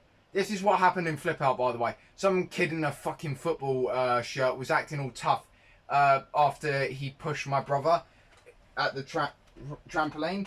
And I was at my with my mum, and when I came back, my brother told me this, and I walked straight up to that kid and said, if you're going to start fights, you little shit, come to me. Do not pick on people. And I used my loud tone. I didn't shout, because this is a kid's area, by the way. But I didn't swear. I just used a loud tone. And the kid then looked at some other kids who were preferably older than me. So he was trying to act hard in his football shirt in front of his friends. Little fuck. Cody says that although he's tried to help his little brother break out of his shell, he's come to accept that the two of them are just different. John So because you're different, you're not going to have... He is being bullied. You are not doing any... You're a dick. Piss off. Kill yourself. God, I swear. If I ever saw somebody getting bullied, I'd stand up for them. I'd walk over to the bully and say, jog on. Go away. Nobody asked for you. to go home after school and play computer games all day instead of doing his homework or hanging out with friends. This is exactly how he spends his weekends too. And while his brother and parents worry about him, they're not really sure what they can do to help him. Talk to a teacher. Get the bullies, although this is in America, so the only way you can kind of deal with a bully is, as grandparents would say, would you like the 1911 or the M16? His teachers are all concerned over his consistent lack of effort and poor grades, and they even go as far as to Then do something about him being picked on, you wank stains. ask if everything is okay at home due to his extremely quiet nature. One day while John was out with his mom somewhere, Cody, being curious about John, decided to snoop through his notebook and see if his brother even took any notes in class. But instead of normal notes, there were just really weird doodles and drawings littering the pages. If there were ever any notes taken, they would be covered by stick figures apparently fighting or shooting each other with bow and arrows or guns. That's natural, I do that myself. Oh, piss off. Ah! I used to do that in my old book as well. I literally used to draw stick figures trying to strangle each other. It's natural. There were also apparently other unusual drawings, usually violent, all of which Cody took pictures of. Now, being curious what John did on his laptop 24/7, Cody decided to take his laptop and sign into it after figuring out his password against his brother's knowledge. His desktop was packed to the max with game icons and folders. But the first place that Cody went to snoop was the pictures folder, and inside of there, he found multiple folders containing weird cartoons drawn on MS Paint by John. They were for a YouTube channel that John had made, in which he animated very simplistic graphic cartoons. But the most disturbing and eye-catching one was this one. It started with a picture of a school, then it cuts to inside a classroom, presumably John's classroom. The plot of this cartoon video is basically that John had been missing from school, and when his teacher asks the class where he's been, John suddenly arrives with a shotgun in hand and a combat helmet. This is where he threatens to kill all his classmates and then the teacher if he can't answer his questions correctly. The name Mr. Reynolds is used in one of the pictures, which was in fact one of John's actual school teachers' names, meaning John drew these pictures based on his own life. I know these are just stick figure pictures, but knowing how YouTube is with demonetizing or age-limiting videos, I'm not going to show the rest of the pictures. But basically, John ends up shooting everybody in the room, and by the end of his video in the last drawing, John's character smiles and says, "On to the next classroom." It may be a very disturbing hint into what's going on in John's head. What may be going on in a lot of kids' heads in school who Okay, let me explain this to you, Mr. Nightmare, who hasn't been to school in probably a very long time. School is the wild equivalently. You need to make sure that you are seen as a big person. By big, I mean like if you see him across as weak or easily pickable, bullies will find a way to exploit it and end up bullying the shit out of you. I know, I was that one that got bullied. You need to and this is why when kids are not in a lot of the time or are constantly like telling how they're being picked on, you take notice and you fucking act. Fucking hell. It's like teachers when they hear the others. How can they tell when the bullying students are not lying? Like, God. You can hear it in their voice that they're fucking lying. They sound so sarcastic. they keep to themselves or feel that they're being picked on. Cody never told his parents about the videos or pictures, but rather confronted his brother on them.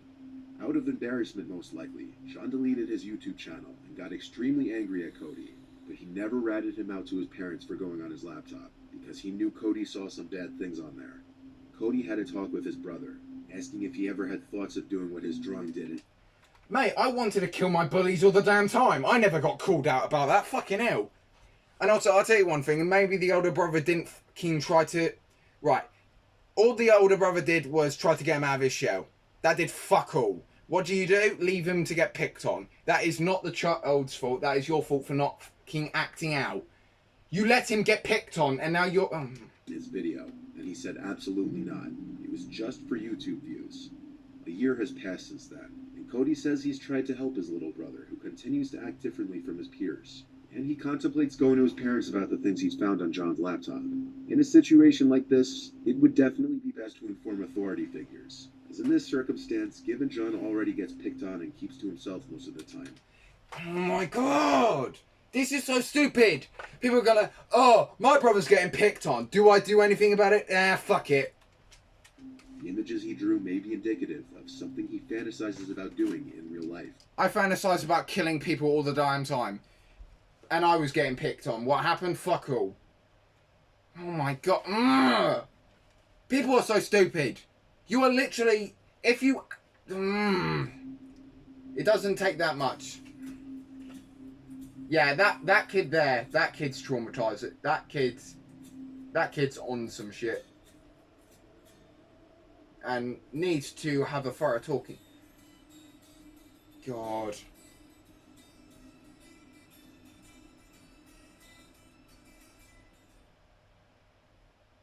Granny. Oh, piss off!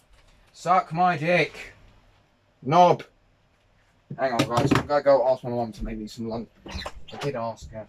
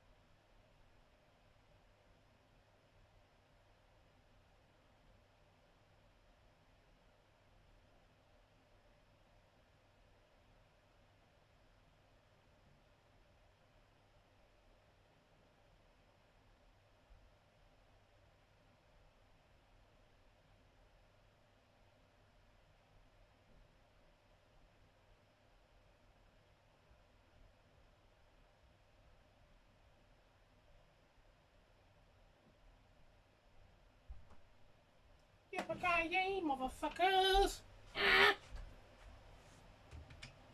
Why is it...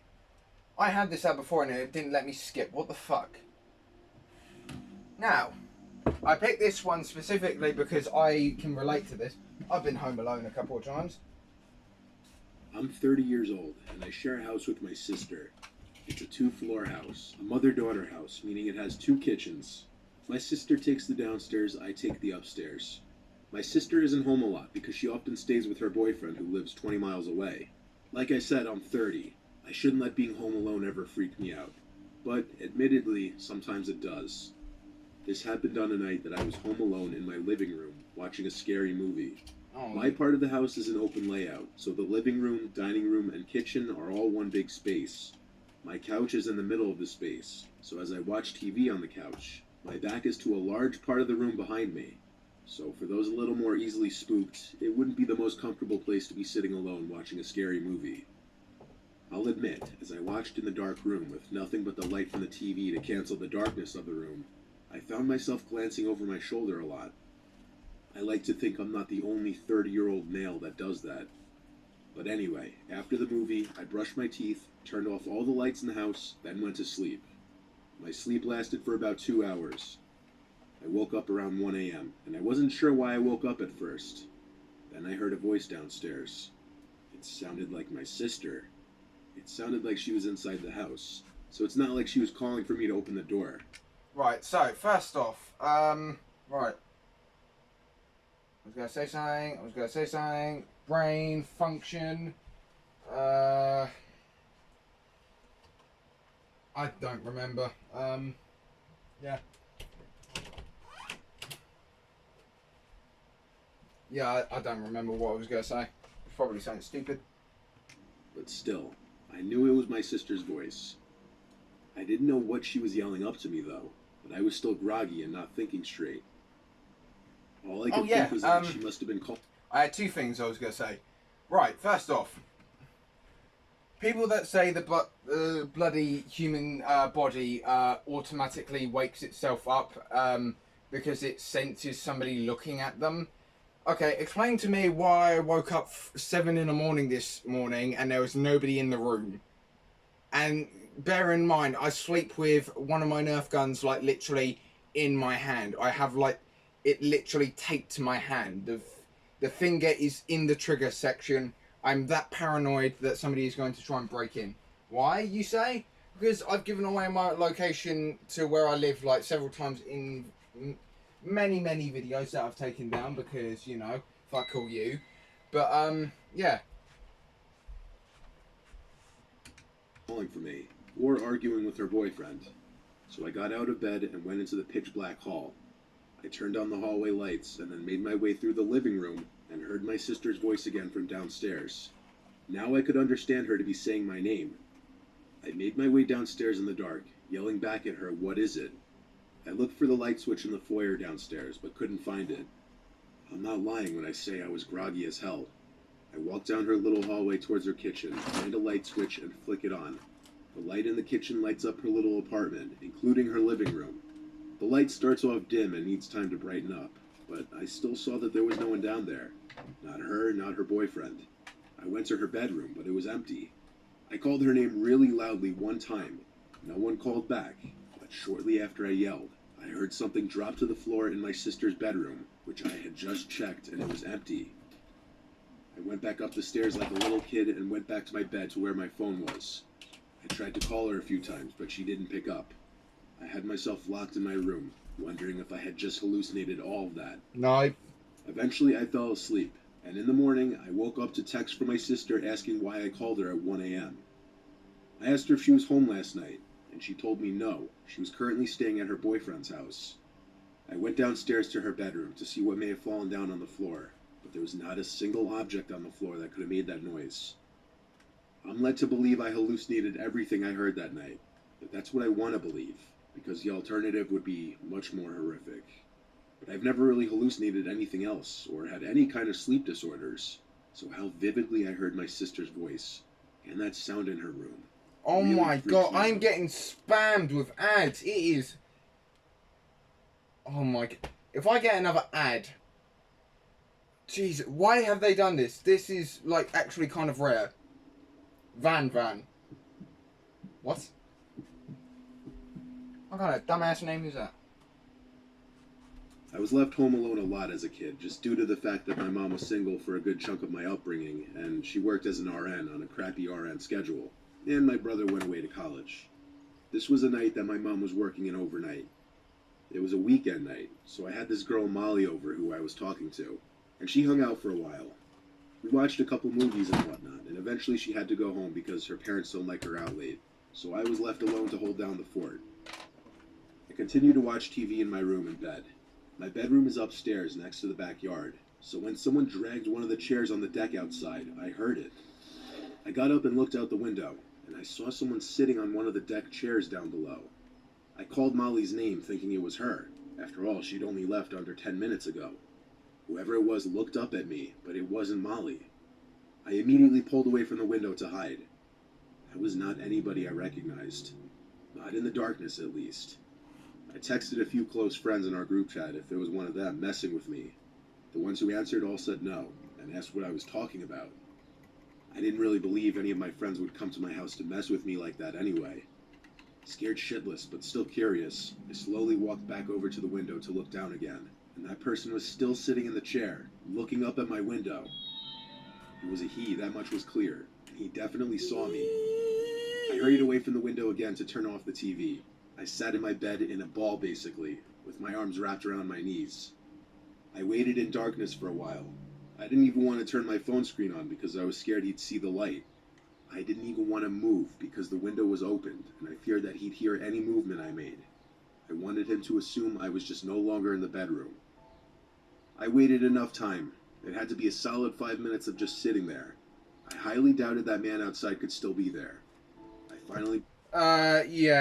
last time I presume somebody would have gone, which was Satan. I accidentally crashed into him in GTA, or purposely actually, now that I think about it, as a joke. I stayed in that garage like a solid 10 minutes.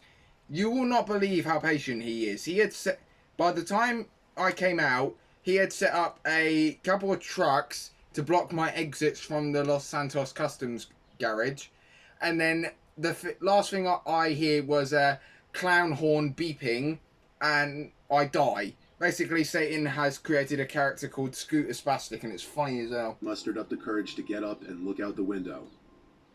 I felt a little part of me die inside, and I saw he was still down there, looking up at my window. Instead of running away from the window again, I tried to be brave and said down to him, "What do you want?" I then noticed his shoulders started to go up and down, as if he were laughing really hard, but he didn't make any kind of audible laughing sounds at first, till I heard a slight whistling sound coming from him. It seemed like he was laughing so hard that he was wheezing. I asked him to please go away, then walked away from the window again. I went back to my bed. I was scared to call the police for some reason. I left my room and sat at the top of the stairway listening. The back door was being pushed. He was trying to get into the house. I ran back to my room to hide again. I was 14. I didn't know what else to do. Call the cops! Eventually, I heard the front door's doorknob being fiddled with, and the man trying to push the front door open as well. He gave up quickly, thank God. I closed my bedroom window and curtains. If our doors weren't locked, I could have been killed easily. I was skinny and weak when I was 14, and definitely not a fighter. I didn't leave my room again that night, until my mom got home around 9. I told her what happened, and her reaction was angry at me for not calling 911. Exactly. In hindsight, that was very stupid of me. Yeah, One it of the was. many things I did, or rather didn't do at a young age, that I question greatly. Mate, you get no pity from me. I would have fucking beat you with a stick. Because that's just straight up stupid things. Ah, yes, somebody's trying to break into the house. What am I going to do? As a young kid, home alone. And possibly the most intense night of my life with way too much going on. We're a family of 5. I was 10 at the time. My older brother was 14, my little sister was 5. It was a Friday night. My brother was out with his friends causing trouble, clearly, because a dreaded phone call came to my parents. All I remember was I was in my room playing a Star Wars video game when I heard my mom start freaking out crying. I got really scared and hurried to see what was wrong. My mom was on the phone with the hospital, calling to inform my parents that my brother had gotten hit by a car. Yikes! Obviously, we were all shaken and really scared. My brother's leg was broken, and I don't know what else was said on the phone. All I know is my parents hurried to get their coats on and got my little sister from her room and asked me if I was okay to stay home alone.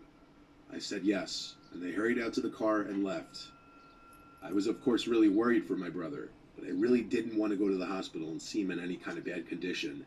I don't think my parents wanted me or my sister to either, but they didn't want to leave my 5-year-old sister home without them. It's worth mentioning my brother recovered just fine, as his injury is no longer relevant to the story, other than it being the reason why I was left home alone on a Friday night. Before my dad left, he was trying to calm down my mom, telling her he was going to be okay. So seeing my dad like that made me feel better. I had a feeling my mom was just being overdramatic like any mom would be. I continued playing the Star Wars game for a couple more hours. The Star I heard Wars the game. front door Okay. open. I had my bedroom door closed.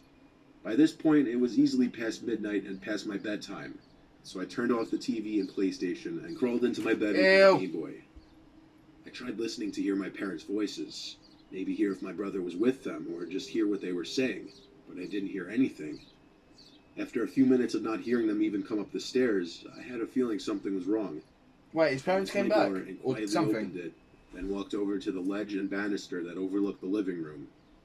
The lights were off, but there were 3 tall people standing in my living room. They weren't my family. I was so petrified that I was frozen for a second before I could quietly walk back into my room and shut the door as quietly as I could in my trepidation. But it wasn't quiet enough, and I knew it. They had to have heard the door click shut, even if just slightly. I hurried to my closet door, opened it quietly, stepped inside, then shut the door. I had myself sitting behind a bunch of the boxes and bags of clothes that were stuffed in my You closet. didn't call the cops, you I fucking was actually pretty covered from view.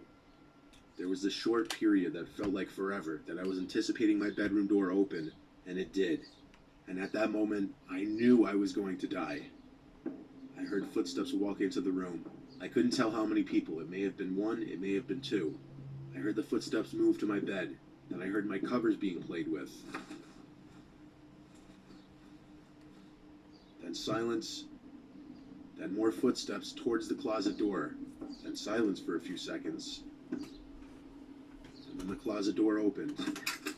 My heart was in my throat by this point. All I did was sit quietly and hold my breath.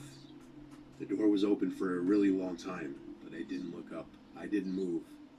It had to be a good 20 seconds of silence before the door closed again. Footsteps walked away from the door, then out of the room. I finally looked up, and I just realized, from where I was crouched down behind the bags and boxes, I may have been visible to that person. It wasn't until probably an hour that I heard my parents return. I ran downstairs to them. The front door was left ajar by the people who broke in, and they had stolen a number of valuables from our house. It was a night that just went from bad to worse for our family. My parents were in such a rush when they left for the hospital that they apparently didn't even lock the door. I was lucky to have not been killed or kidnapped. I look back now and really wonder if the person who opened the closet and just stood there for 20 seconds saw me hiding in there. Maybe he was just a guy that came to rob a house, not to kidnap or hurt a child. Or maybe he just didn't see me, and I just narrowly escaped death or injury. Probably.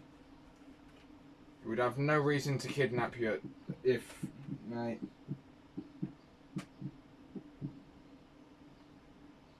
I was home alone for an entire week one time when I was still a teenager living with my parents, which was a rare occasion since my parents don't go out a lot. My mom's rich friend Patty invited my parents on a trip that she was paying for. I'm an only child, so I was left alone in the house. We lived in Newark, Ohio, which is in Licking County. What to do in Ohio? Leave. America. All it covered in dark blue, meaning hates Ohio. 1 square, hates Michigan. Yes, our county was actually called Licking County. My parents' old house had woods in the backyard. It was on some quiet road that only a few cars would pass per day usually. Mate, the only thing you can do in Ohio is get married to your sister, cousin, and then leave. We had a huge deck in the backyard overlooking That was a the joke woods, from my dad, by the and a way. decently large backyard. We even had a little fish pond and above-ground swimming pool. This was on a Thursday night. I remember because I had conversations with friends about plans for the weekend that day. This was in July of 2013. I was out on the deck smoking weed with my speaker playing music. That's about the time it started. I thought I heard a voice from out in the woods. I lowered the music and listened for a little bit. It didn't repeat, so I raised it back up. When the music was loud again, I heard a voice from out in the woods again. This time I turned the music off completely and listened for longer. There was a voice calling from the woods again, confirming I wasn't just hearing things. It was a male's voice, saying, "Hey, over here." He was kind of Browses through my phone. Finds Doom Eternal, the only thing they fear is you. The voice calling me in the woods. distant, but not too far. The woods were anywhere from 20 to 30 yards away from the deck, and that's where the voice was coming from. I didn't think in a million years it was someone calling out for me, though. Rather, maybe just some kids playing manhunt or something. The voice called out again, "Hey, over here, we need help." This time I realized the voice was too deep to be a kid. And when a voice yells out, "We need help," obviously that'll always be slightly concerning.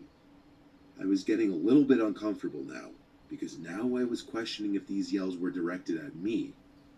Now I heard the voice yell, "Straight in front of you, please come help us." And the voice was coming from straight in front of me in the woods. Now I had a feeling this was directed at me. I reluctantly called back, "Who is that?" And they responded, I would have said, "Mate, you're near a house. Fucking call 911 if you need assistance. Otherwise, piss off. I'm smoking weed. I'm doing illegal shit. Fuck off. And if you don't leave, I'll get my 12 gauge and then you'll really be in help." "Need help, we're stuck in the woods." How are you stuck in the woods, you dipshit? You were literally on the bridge of being in civilization, you retard. You make no sense. I'd literally just grab the 12 gauge at that point and just fire off a couple of rounds. I called back, "What does that mean?" And the voice replied back, "Just please come help, straight in..." We're stuck in the wood. Bitch, you are literally it. Our house is garden, you inbred morons. Get 2 feet off your asses and walk. Fucking hell. That, for people that are in supposed help, you don't actually have a lot of logic in your story. "In front of you." I got out from my seat, walked down the steps of the deck onto the grass, and proceeded towards the woods. I called... You're falling for the... Oh my god. Bro, you... If somebody says they are lost in the woods, they need help, and we're in, like, you know, the Amazon rainforest or some shit like that, then yeah, obviously I'm gonna help. But if I'm in the middle of my garden, if I was in a different house and there was a bunch of woods near to where I live, and my back garden was like that picture, like that, I would literally just say, "You fuckers are on your own. You are literally right next to our house. Piss off with your lost in the woods bullshit." Called out, "I'm coming, where are you?" The voice replied instantly, "Right in front of you, I see you." I replied back, "Wait, are you alone or with someone?" There was no answer this time. And that's when you want to do a 180 and just leg it into your house, you fucking retard. I stopped in my tracks about halfway towards the woods. I had a bad feeling in my gut about this. I started walking backwards, back towards the house and the deck. I didn't even want to turn my back to the woods, because it took me that long to realize there was something very suspicious about this situation. You don't say. I made it back to the deck, and the voice didn't say anything else. If they truly saw me and this was real, they would have said something like, "Where are you going?" at the very least. They knew I was onto the situation, but who even knows how many people were in there? Could have been 1, could have been 3. All I know is getting stuck in the woods makes absolutely no sense, especially if he or they were able to literally see me. Like what? Did their shirt get caught on a branch? I went inside the house and locked all the doors just to be safe. That reasoning made no sense.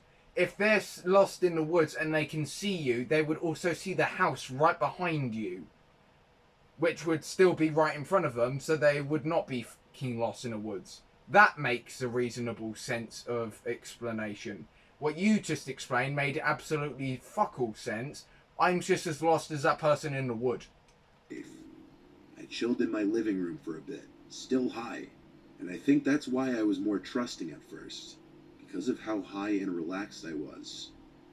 Then, though, I heard the voice again from outside, closer now, definitely in the backyard and not the woods anymore. I heard splashing of water. It could have been the pool or the pond. I hurried to the window to see. I didn't see anyone at first, but then the voice called, "I see you," with a laugh. I noticed him. It was one guy, at least one guy visible.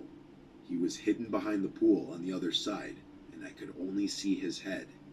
It was just too dark to make out anything besides his dark, medium-length hair. I closed the blinds and tried to ignore it. Maybe he'd lose interest if he saw I wasn't entertaining him. He was probably a sick, deranged person who enjoyed messing with people, so I didn't want to give him what he wanted. But my breaking point was when there was a horrible, aggressive banging on the window where I had just closed the blinds, and on the other side, the guy was screaming help. I screamed at the top of my lungs to "Fuck off, you freak, the police are coming."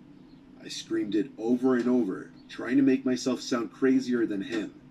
I heard him start to laugh on the other side of the glass. His laughing started to fade away as I assumed he walked away. I sat back down on the couch, trembling, shaking, out of breath. I sat there for a while, and it seemed like the guy had really given up. I still got a good night's sleep that night because weed helps me sleep. I wonder if I would have handled that.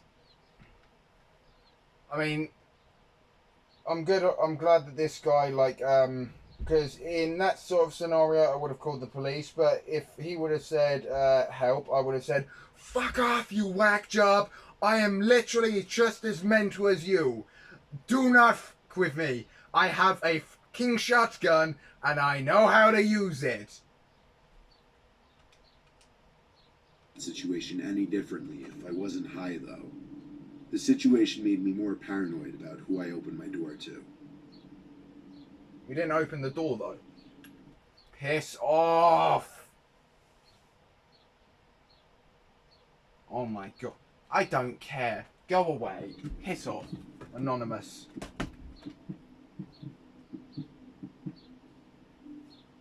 I'm 23 years old, and I live at home with my parents still.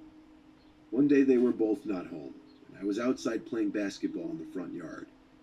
At some point while I was playing, I looked up at one of our upstairs windows and saw a woman standing there. Not my mom, not my sister. It was a random woman.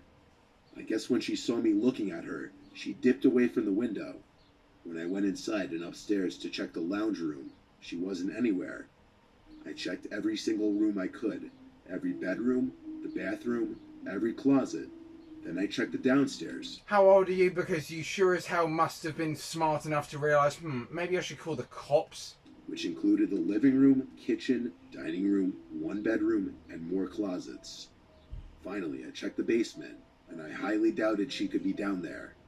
It's a small basement with a couple couches, a bar, and 2 closets. There weren't many places for someone to hide, but when I opened the second closet door, I was incredibly scared, as I didn't know of any other places someone could be hiding in the house.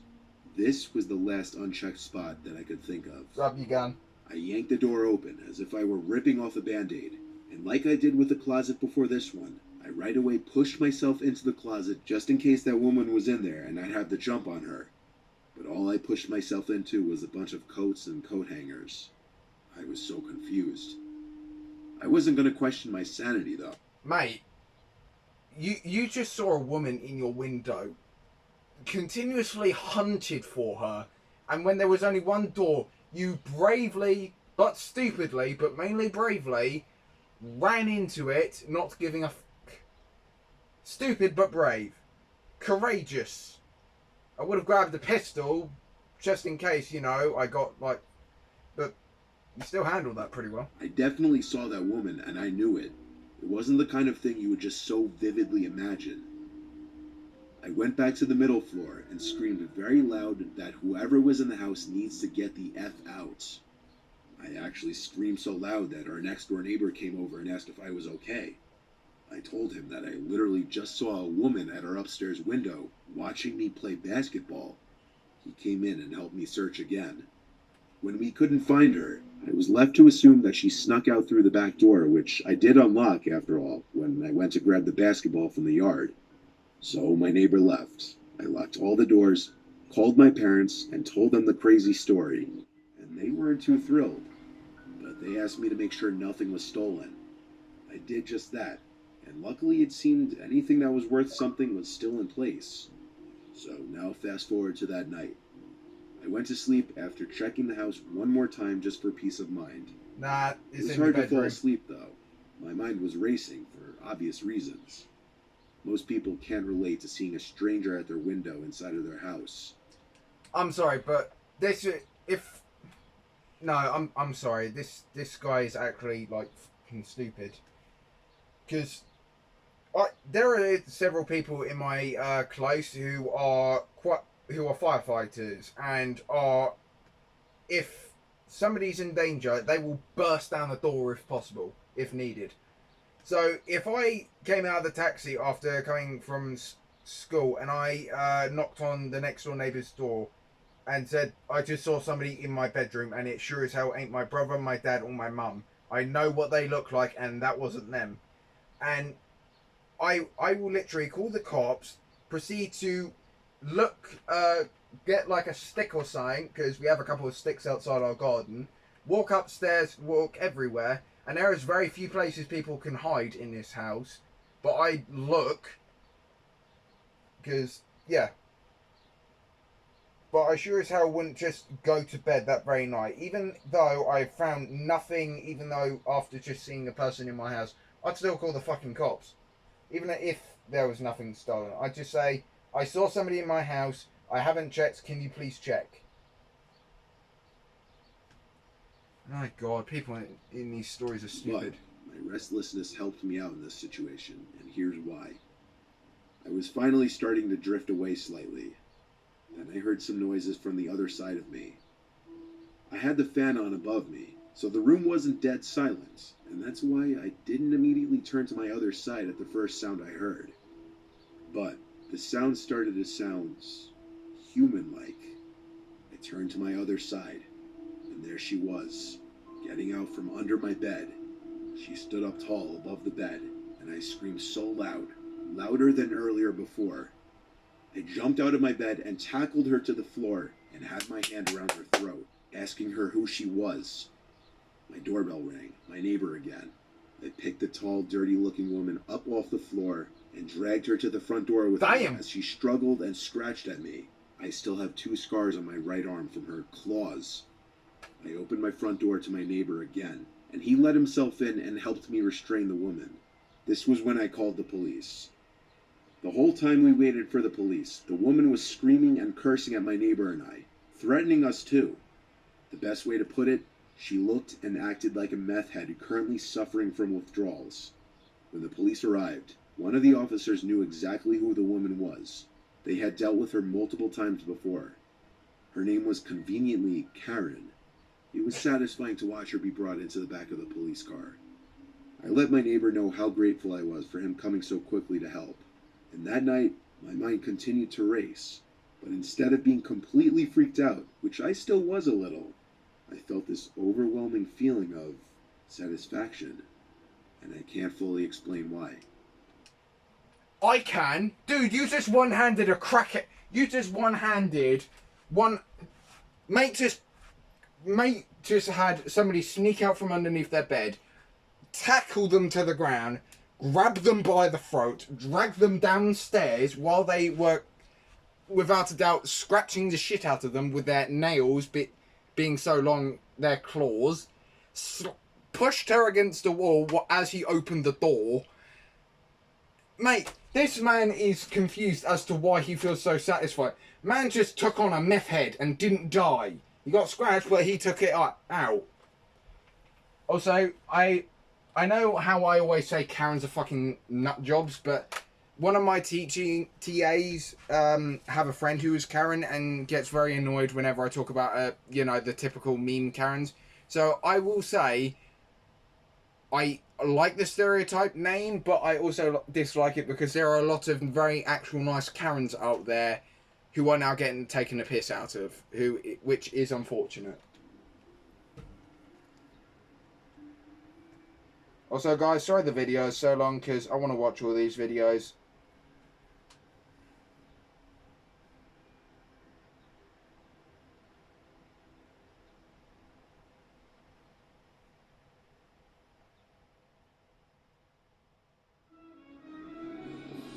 First day?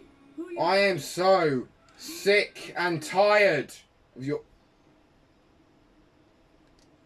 And yes, I decided, because why not, to watch Man's Best Friend save us yet again. Because on top of dogs being able to comfort us, and interestingly, when we stroke dogs, it gives us good hormone. No, not hormones. It gives us good body system. Like if we stroke a dog, it helps us unclog our blood cells, and it does the same for dogs. So on top of us having mutual benefits, dogs also are able to detect certain types of cancer. I don't think it's just breast cancer. They're able to detect seizures before they happen.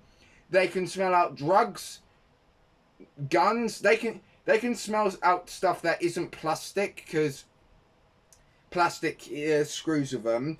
Dogs have like a sixth sense in detecting stuff. Man's best friend is literally 3 letters, and it is dog. So, if I hear the fact that cats are better, I will say, has your cat ever scratched out somebody's face or bitten a guy's dog? Bitten a man's face because he was trying to break in? No, because they probably would have ran the fuck away or started meowing like a nutcase. And half the time they don't even have to do something because people are terrified of them. Say for instance, pit bulls.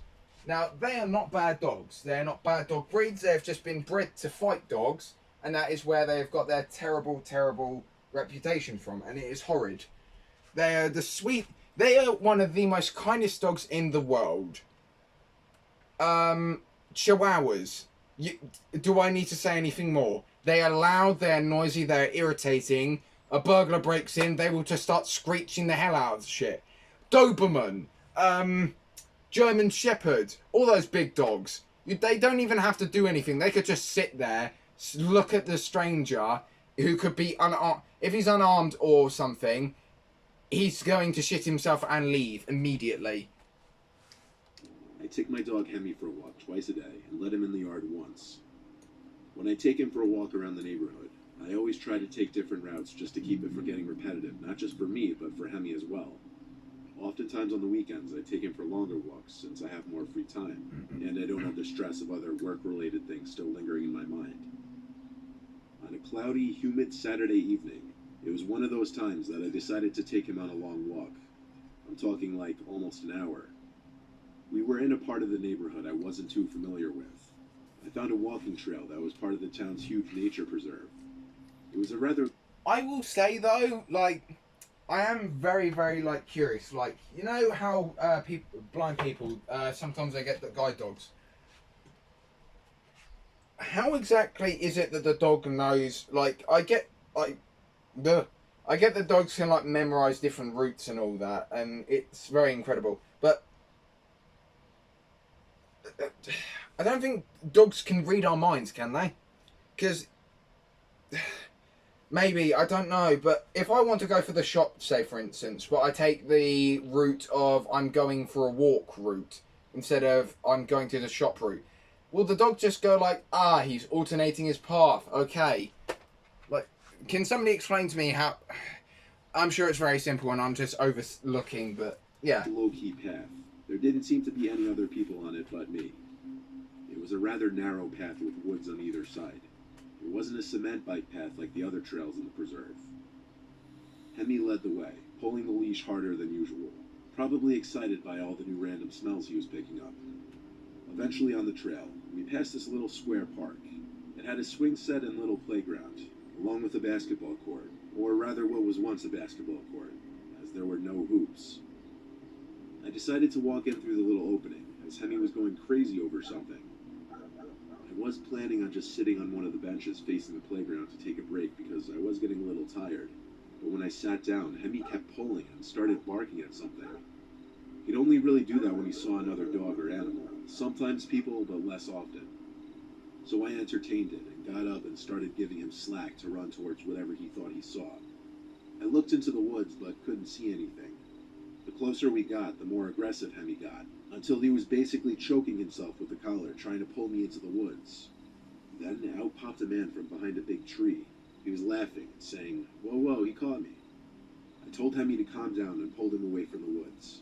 And the man. I apologized for my dog and walked away, as the way in which he came out from that tree was bizarre. He said, "It's all good, dude," as he seemed to follow in the direction we were walking. Hemi kept looking back and barking. I continued to tug him forward. Eventually, I had to turn around and ask if there was something I could help him with, as he even seemed to follow me outside of the park and onto the trail. He put his arms up in the air and smiled, and he said he just wants to pet my dog. I said, "Nah, he doesn't like you, man. We're just gonna walk our own way." He didn't reply, so I turned and continued walking, faster now. Hemi kept turning around and growling, and every time I'd look back...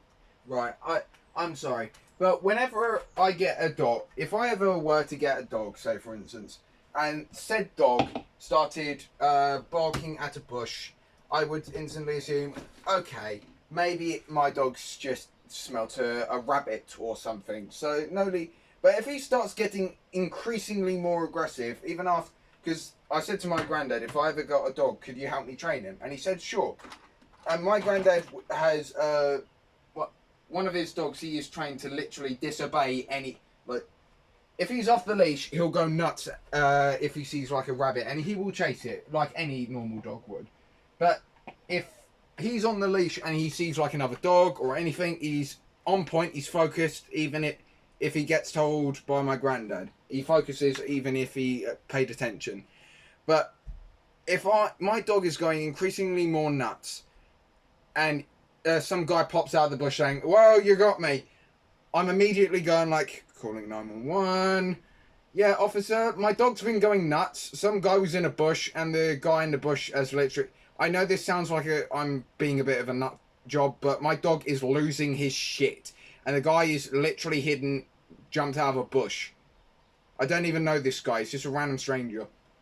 I don't care if I get arrested, but at this point, if somebody is starting to follow me, I'd start calling 911. He'd be the same distance away from me, kind of off the trail a bit, half hiding behind the trees like he thought he was being slick. I was about to call back at him to piss off. Then it hit me this guy might be dangerous. I started running down the trail until I came to the little opening we entered from and exited through that. Back on the streets, Hemi would keep looking back as we ran, but I'd have to tug him to keep running. We ran all the way back to my house without stopping. Dude, if your dog is tiny, I would understand why you wouldn't let your dog Hemi go at him. But if your dog is a Doberman or a German Shepherd or any of the big dogs, let him let this fucker have it. He is following you. He is being increasingly creepy.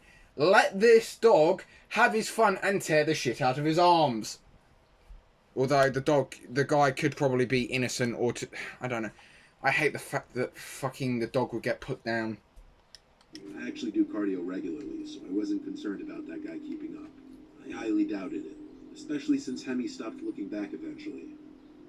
It was now a couple hours after getting back. Hemi was in his bed, which was right next to mine, when he unexpectedly lifted his head to look at the window and growled. At first I thought it was because of the sound of the rain droplets that had just begun to hit that Okay, yeah, actually, yeah, true. side of the window. I was thinking about getting up out of bed to close the window. Even If you're... Okay, there is no way you are this stupid. Dogs will not just start angrily barking, growling at rain. Thunder and lightning, yes, maybe. Hailstones, probably, because it's like repetitive tapping.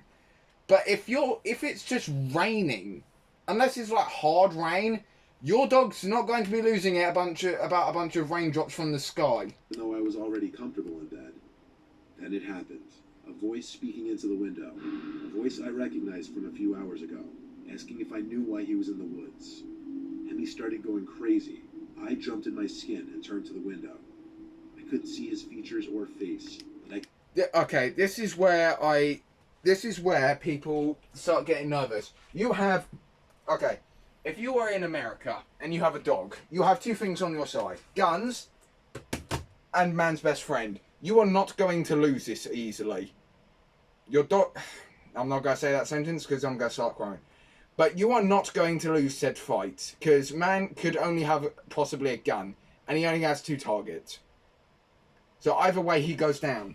Unless he's a fucking 6-shooter. I could see the outline of his body at my window. I yelled, "What do you want?" He calmly asked if I saw what he was doing in the woods. No! I told him no, and he asked me, "Are you sure?" I said yes with a tremble in my voice. He said okay. And Yes, Mr. Drug Dealer who's at my window. Yes, I'm sure I didn't see what you were fucking doing, you knob. So please, with all disrespect in my tone, fuck off before I let my dog get you. And trust me, he bites worse than he barks. So piss off. That's how you gotta do it. Loud, assertive tone. Not shouting and yelling, but loud and assertive. saw the outline of his body move away from the window. And he stopped growling after a few moments. I closed the window and latched it. I wouldn't have been able to sleep that night without calling the police. I told them I was followed by someone in the park, and that he came to my window. The dispatcher asked if the man left, and I told her to my knowledge, yes. She said if you were to come back, to call 911 again. She implied it was a busy night since it was a Saturday. I did feel comfort knowing Hemi would give me a warning at least if he were to come back. He didn't end up coming back though, thank God. The man's words, "Did you see what I was doing in the park?" still don't really make sense to me. I wonder if he were implying he was doing something he didn't want others to see. Illegal? I was worried I witnessed it. But that alone would raise even more questions. He's a drug dealer. Oh my fucking god, adverts. Piss off. Yeah, I want to be alone. Piss off. Fuck off. Go away. Kill yourself. Ads. I want to be alone if this is It what... was a regular night in the summer of 2010. I was taking my dog Poppy out for his nighttime walk. I usually take the same route. Sometimes What arsehole calls a dog Poppy for a boy? No. If it's a dog, you call him Thunderwing Doomslayer. Fucking hell. I'll stray down one different block. Not always, though. This one night, I Also, the reason I said Thunderwing Doomslayer is not because of, you know, the Doomslayer from Doom Eternal. No, I said it because that's what my dad always suggests. I name things when I ask him for his input. And I always say, Dad, seriously. branched off a familiar block to a not-so-familiar one. All that I knew of this block was that there was an abandoned house on the corner. It's known as the Murder House. I've only ever passed it while driving. The first time I saw it, I slowed down just because it's such an eyesore, sticking out like a sore thumb from the rest of the houses. I never could understand why the town wouldn't just tear it down and build a new home, especially given the house's history. The reason no one ever bought it was because of the murder of a young woman inside, potentially by her boyfriend. He was never to be heard of again. No body, no signs of leaving, nothing. Walking down the block, I saw the house slowly getting closer. I already planned on stopping in front of it to take a look, but Poppy actually stopped before I even did, just looked at the house. I could tell by his ears and his head tilting that he was engaged by something. I looked around the neighboring houses, which were spaced out generously, and our neighborhood has a lot of green, meaning tons of bushes and trees lining the streets. Plus, it was as dark as could get out, and the house was conveniently situated in a gap between the streetlights. It didn't seem like any of the neighbors could possibly be watching me from where I was, so I started walking onto the grass of the property, but Poppy stayed in place. He started to growl and make whimpering type sounds, like he was frustrated. When a dog stops before you, when you're investigating something, when the dog stops, twists his head to a certain tilted angle, and then cocks his ears, that is when he is either engaged or like you said, or he's heard or seen something. When he stays, when you go towards said thing and he starts growling, that is when you want to stand behind said dog and start considering doing the unleash. I pulled him hard enough, and he started to follow onto the property. He was fixated on a window that was opened. I stepped onto the house-length front wooden deck and walked to the window.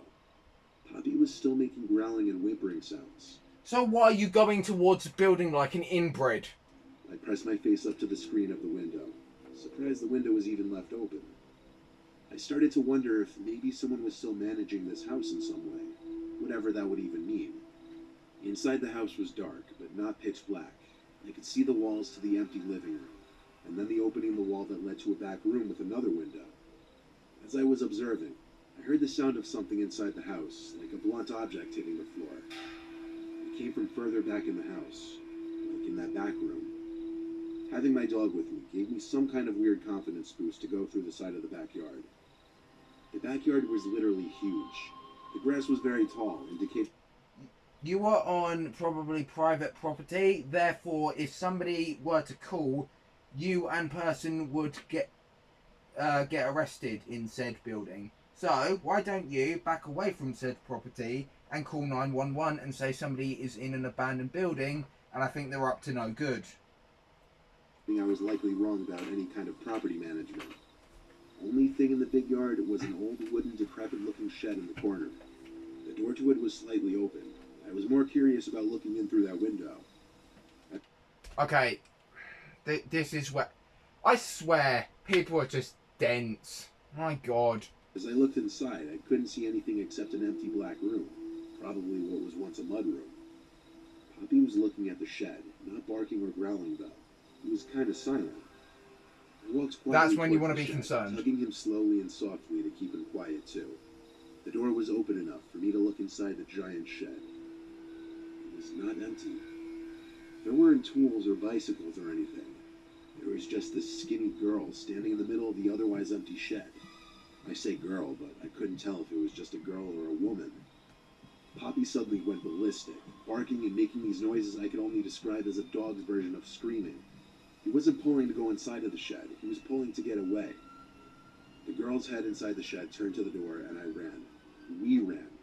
Poppy and I ran for 3 straight blocks until I...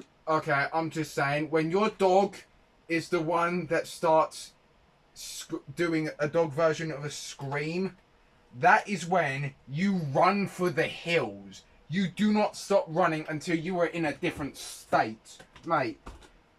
Nah.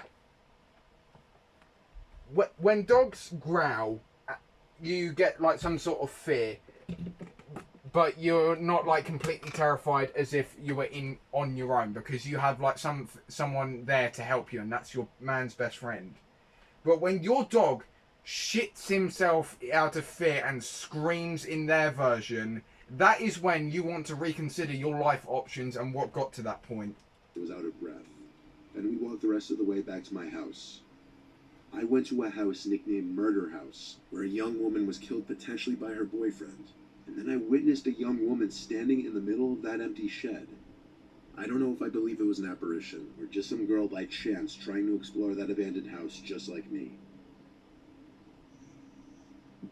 Yeah, well, considering that your dog just lost it, like, brave-wise, yeah.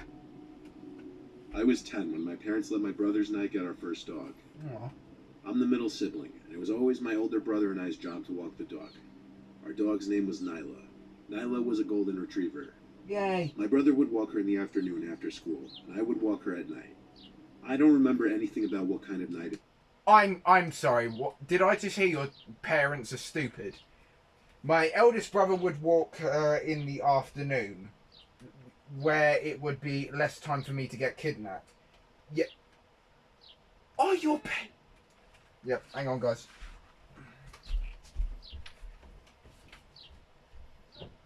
Thank you. Just listening to stories about how dogs are saving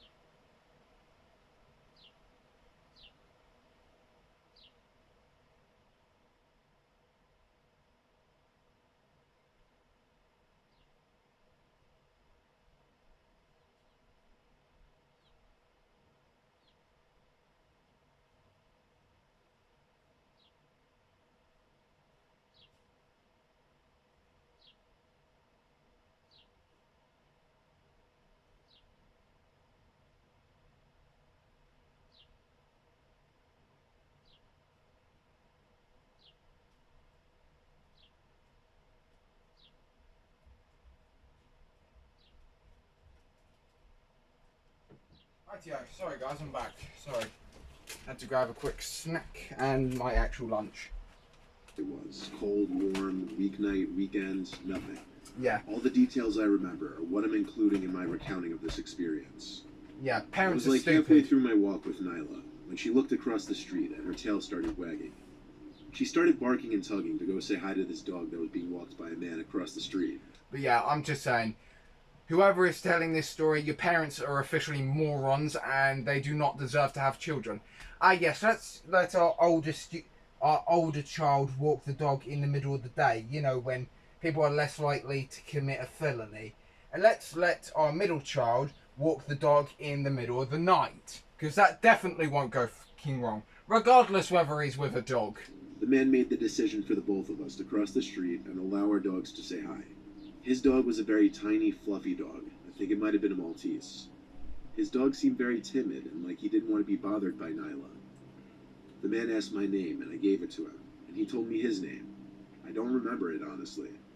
But we got into this long conversation about our dogs. He really seemed to like Nyla, and Nyla kind of liked him. He was telling me how his golden retriever had recently passed away, and he had a bunch of toys and dog supplies that he'd love to give me. I figured, why not? It's my lucky day. He said his house was around the block, so he led the way. I was walking kind of next to him, though, as we walked.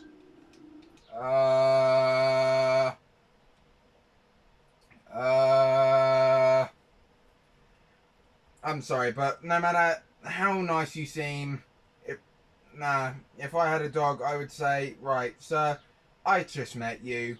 It is very nice to have met you, but could we maybe continue this discussion like in the afternoon? Tomorrow, maybe, if possible, if that doesn't work with you. Because as much as I would hate to tell you this, but you're a stranger. And for all I know, you could kidnap me in the middle of the street. And no amount of trying to change my mind will do anything. We were in the street the rest of the way back, but the residential roads are usually quiet. After kind of awkwardly walking back to his house, he let me in first. His house was okay, modest, nothing special. He led Nyla and I into the kitchen as he let his dog go run off into a different room. He asked me to have a seat on one of the stools by the island in the kitchen and asked if I wanted anything to eat. He offered me a bag of chips, and I accepted it. He handed me a bag of some off-brand potato chips. Then he just sat on the stool next to mine and started petting Nyla.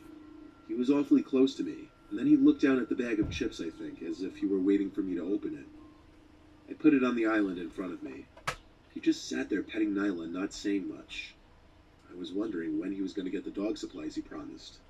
He didn't show any signs of doing that, though. Instead, he was asking me personal questions, making awkward small talk with me. At one point, I remember he even patted my knee as if he were my father or something. The fuck? I remember an overwhelming feeling of discomfort suddenly, so I finally asked about the collar, toys, and other supplies he mentioned. He said he'd be right back and go get it.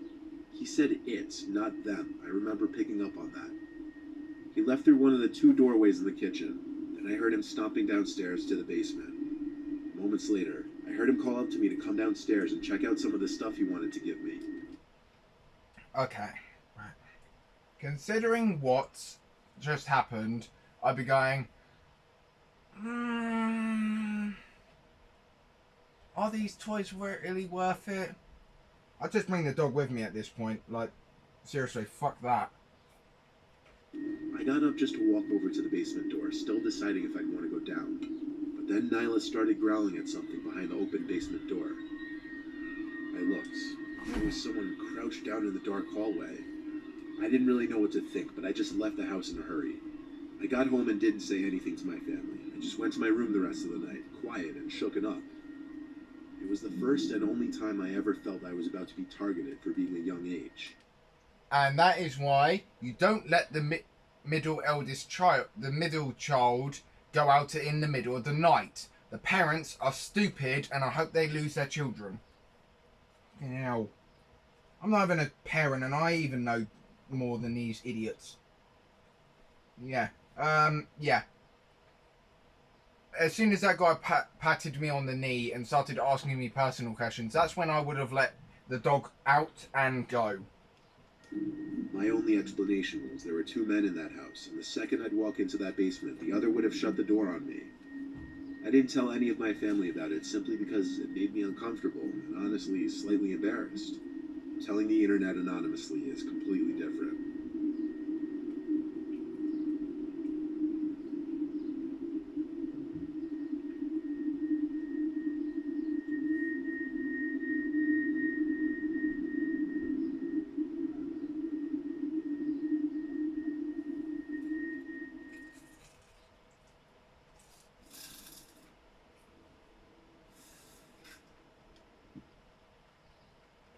So, we all have our neighbours that are a bit concerning. We all do.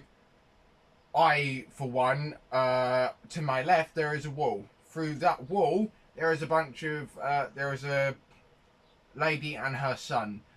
Her son, I think, has Down syndrome. I'm not sure. He has difficulties with speaking, and the neighbours to my right and Fred's parents had an argument with family on the left side. I won't go into details, but it's pretty ugly.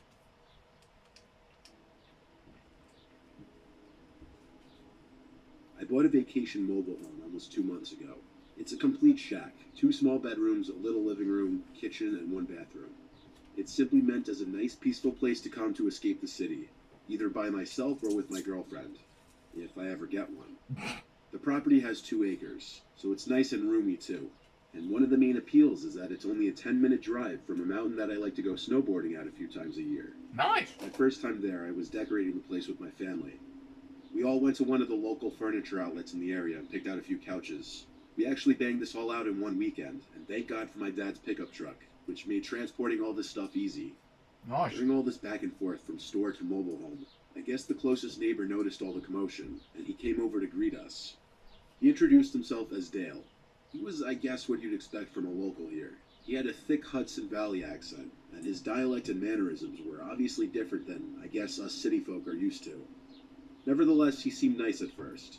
We all introduced ourselves, though I knew I'd really be the one needing to get to know him since this was my property.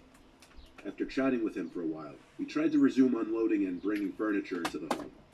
He lingered for a while, just watching us. My dad tried to converse more with him here and there. Eventually, though, Dale said goodbye and walked back up the road to his home.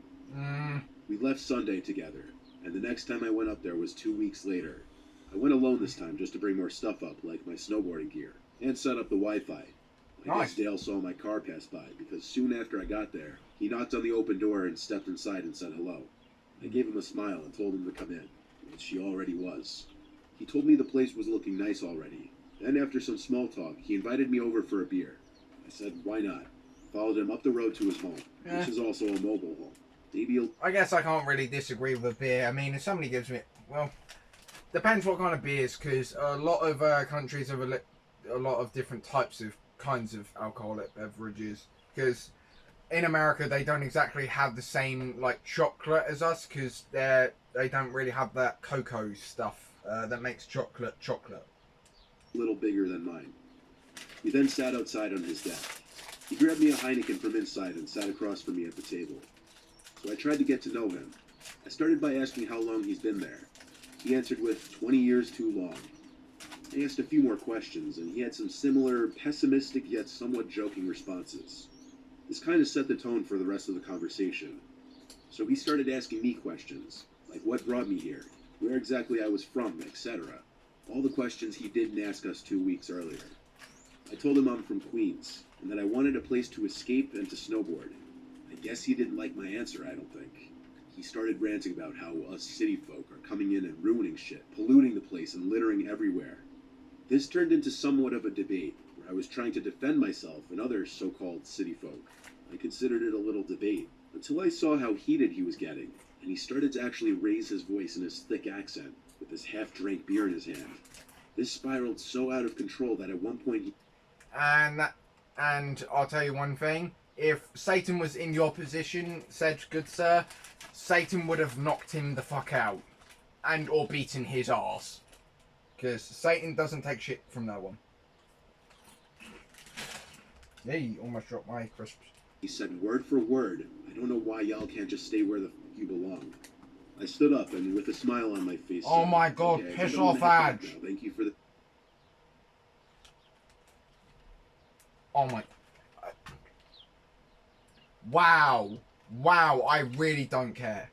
He didn't say anything. He just looked down at his beer as I walked away. As I was like 100 feet away from his home, he yelled out, "I'm sorry." I looked back at him and gave him a thumbs up. At the same time, I was horrified that that's going to be my neighbor here. 20 years alone must have him losing his mind, and maybe he doesn't know how to deal with people anymore. That was the excuse I chalked up for him. But that night, while I was laying on the mattress I had on the floor, watching a movie on my laptop, I heard a voice from outside. It sounded like someone talking to themselves, cursing to themselves.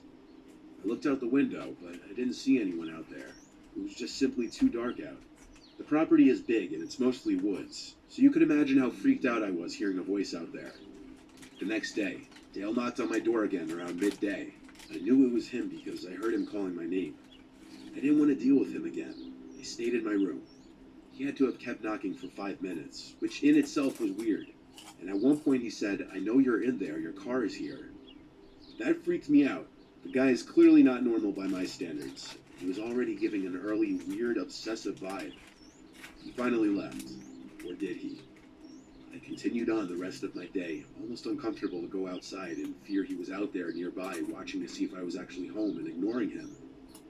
After dinner, I started watching another movie on the TV through my phone, and for the second night in a row, I heard a voice outside, even over the TV.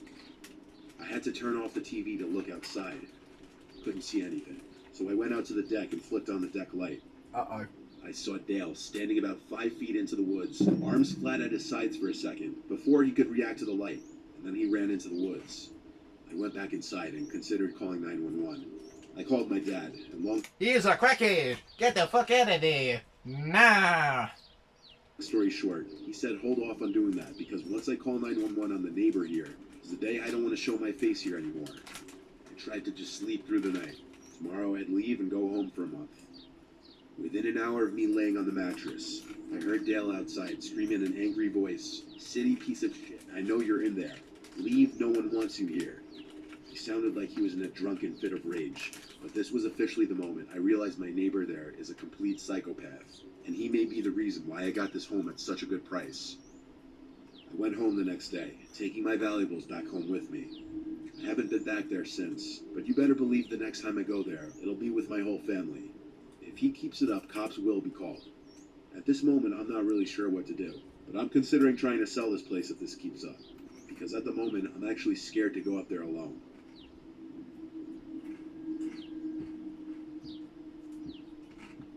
Mate, just record him and then send it to the cops. My family and I used to live in a rough neighborhood when I was 7. Even the neighbor on one side was a total creep and wasn't friendly at all. I don't personally remember much of the story because I was way too young, but my mom remembers it all too well. It was a regular night like any other, which makes this that much scarier. It was just my mom, my 2 siblings, and I at home. My dad was gone on a business trip, as he would be often. That night, around midnight, someone started knocking on our door. My mom woke up and went to the front door and asked who it was. No one answered. She thought that maybe it was some kids playing Ding Dong Ditch, so she went back to bed. About 30... For those of you who don't know, Ding Dong Ditch is basically a little bitches game. You basically run up to the door, knock on the door, and then piss off. And then literally hide. It's apparently supposed to be funny. What else? In Britain, we literally just call it knock on the door and hide. We don't even have a name for it. We just call it a prank. 30 minutes later, again, someone starts knocking. She gets up and peers through the side window to see if she can spot anyone out there, but nobody is there. In any other neighborhood, this would just be assumed to be annoying kids doing some night ding-dong ditching, but in this area, you could never assume anything but the worst. My mom started to worry, so she went back to her room and grabbed my dad's shotgun, and then she said, See? We finally have somebody using their initiative. God. I mean, I'm expecting too much of those people in the previous stories. Maybe they didn't have guns. Maybe they had... I mean, that 11-year-old, I thought he was going to be the victim of something, but... Jeez. Sat in the living room in the dark, waiting. During all of this, she never woke any of us up, as we were all little kids at the time, and she didn't want to panic us. Again, while she was in the living room now, there was more knocking. She gets up to peer through the window again, expecting to see someone new, but still no one. My mom begins shouting at whoever it is that she's going to call the cops, and that if anyone tries to come in, she would shoot them. This threat, a legitimate threat mind you, apparently worked because that was the last of the knocking. At some time between then and the police showing up, my mom woke us just to be safe in the case that something bad happened. At about 2 in the morning, the police finally show up and do a quick search outside of our house while we waited inside. After their search, they come in and tell my mom that they had found a piece of barbed wire about 4 feet long next to the front door and asked if it belonged to my mom. She said it wasn't hers and asked why. The cop told her it belonged to whoever was knocking on the door, and that they were likely planning on strangling my mom with the barbed wire when she opened the door to see who was knocking. They said that she was very smart to not open the door to see who was there, otherwise it could have cost her her life. The cops said they'd patrol the neighborhood until morning, and do a thorough investigation once there was daylight. That morning, as they were searching around the house, they found footprints leading around to the back of the house leading to my bedroom window. They had also found nicks in the window sill where the person was trying to pry open the window to break in, but failed.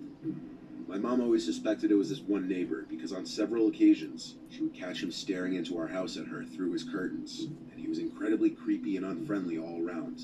He also would be the first one to know when my dad wasn't home, since he knew what vehicle he drives. Not long after that, we moved out of that neighborhood, thank God. Yeah.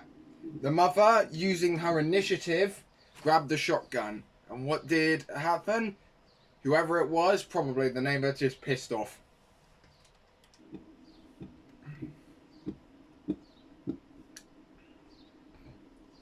We had a new neighbor move in recently, which at first I was completely okay with because we never really got along with our old neighbors. But boy do I miss them now. So it was a few months back that we saw a new van in the driveway next door. No moving trucks or nothing though. We didn't see anyone moving in furniture or anything at all. It was kind of weird. To be friendly, my wife and I decided to go knock on the door to introduce ourselves. No one opened the door, which was also weird because their car was in the driveway. We figured it wasn't a big deal. For all we knew, they were in the shower or sleeping or something.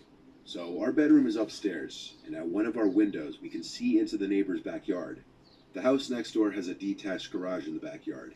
The new neighbor's van wasn't in the driveway all day. Then, all of a sudden, when my wife and I were reading in bed, we heard the garage next door open up. Naturally, we were curious to look out the window and see if we could catch a peek at what the man looks like.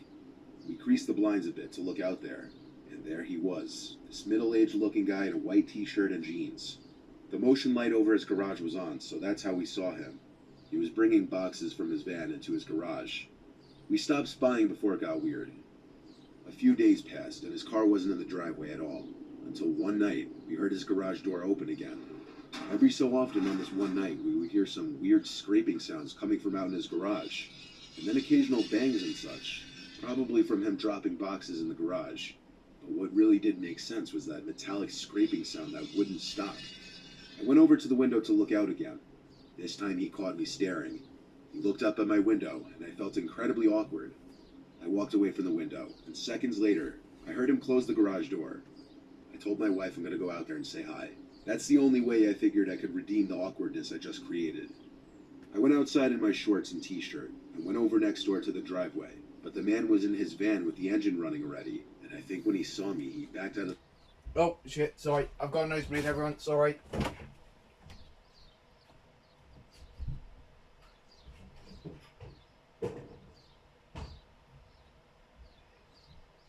Yeah, just got a nosebleed. Bye.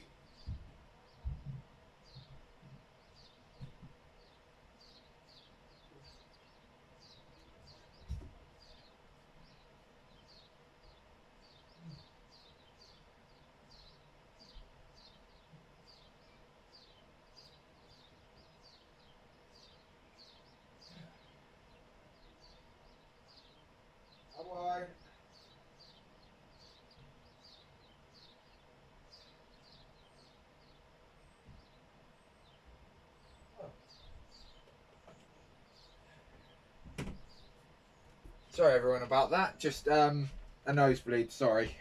Right. I'll continue the rest of the video. The driving really fast, and he disappeared down the street into the night. The whole thing was incredibly weird. Right, hang on. I'll continue the rest of this video, and then hopefully the nosebleed will stop happening. And I was getting the vibe he was avoiding us now. I was a bit curious now what exactly was going on with all the scraping sounds by his garage. I walked into his backyard to the garage door, and something was making noise in there. I kept hearing thumping sounds. He had to have an animal in there or something. Then I heard my wife's voice call my name from our window. No, I don't think that's an animal in there. Hey, Mum. Yeah. I'm sorry. The pint glass is from today, though. Oh, you're not recording now? No, I am. Hopefully, by the time I've finished watching these videos, the nosebleed should stop. Oh, well, just yeah. She asked what the hell I was doing. I looked at her and put my finger to my lip. I tried to open his garage, but it was locked. Well, duh. That was enough snooping. I walked back to our house and back to bed. Later that night, I woke up to my wife shaking me, whispering that she heard our backyard gate open. I told her to stop messing with me because she was freaking me out, but she said she swears she heard it. I had to be the man of the house and go out there and look. First, I took a look out the window. Lights in the neighbor's yard were off, and our yard was too dark to see anything. I went downstairs and took a look out the front door. The neighbor's van was in the driveway. He was home. I went to the backyard now and turned on the lights. As I did, I heard someone running away to the side of the house, and the backyard gate slammed shut. I was horrified, but I made myself angry and chased after them. I ran to the gate and then to the front of the house, then to the street. I was the only one out there, and I felt as though I was being watched from any possible direction. Jeez. I went back inside the house, told my wife that someone was indeed in the yard, but I didn't see them. She asked me if I thought it was the neighbor. I told her I honestly don't know. But the next day, I went to the neighbor 2 doors down, Gene, and asked him if he had met the new guy yet. He said no, but that he'd keep being awoken to sounds late at night coming from his garage. I told him about how someone snuck into our yard the night before. He found that equally freaky and weird. We agreed to text each other and go over together the next time we'd hear weird noises to finally meet this guy. So the next day was Saturday. As I was opening all the living room blinds in the morning, I saw that it was like the first or second time that the neighbor's car was in the driveway during the day. Then I looked at his house, at one of the windows. There he was, standing stiff as a statue, looking at me as if he were waiting for me to open the blinds. I Nah. expected him to look away, but we just locked eyes. Unbroken eye contact for a solid 20 seconds. I waved because I didn't know what else to do. When he didn't wave back or even crack half a smile, I started calling for my wife. And when I got her, I told her to look out the window. But by then, he was no longer standing at the window. I said to hell with it at this point, and went next door again with my wife and knocked on the door and rang the bell. I felt knocking is a bit more assertive. I heard one loud slam from inside the house, but he never came to the door. This was the last straw. I went over to Gene's house again, and when he opened the door, he asked me if I saw his texts yet. I said no, and I also didn't have my phone on me. So he told me that last night he heard a muffled crying sound from outside, in the new guy's direction, and he texted me about it. Gene came out with me to knock on the neighbor's door one more time, and once again, no answer. We all by this point, including Gene's wife and my Yep, I think I know what's going on. wife, knew something is seriously off here. The next day, the van was gone again, and it's been almost 2 weeks, and the van hasn't returned. We don't know where he went. We don't know if or when he's coming back. These past few nights, either my wife or I wake up in the middle of the night thinking we hear noises outside, and when we go to the window to see if the van's in the driveway next door, it's not. It's crazy none of us even know the guy's name, and we're still trying to...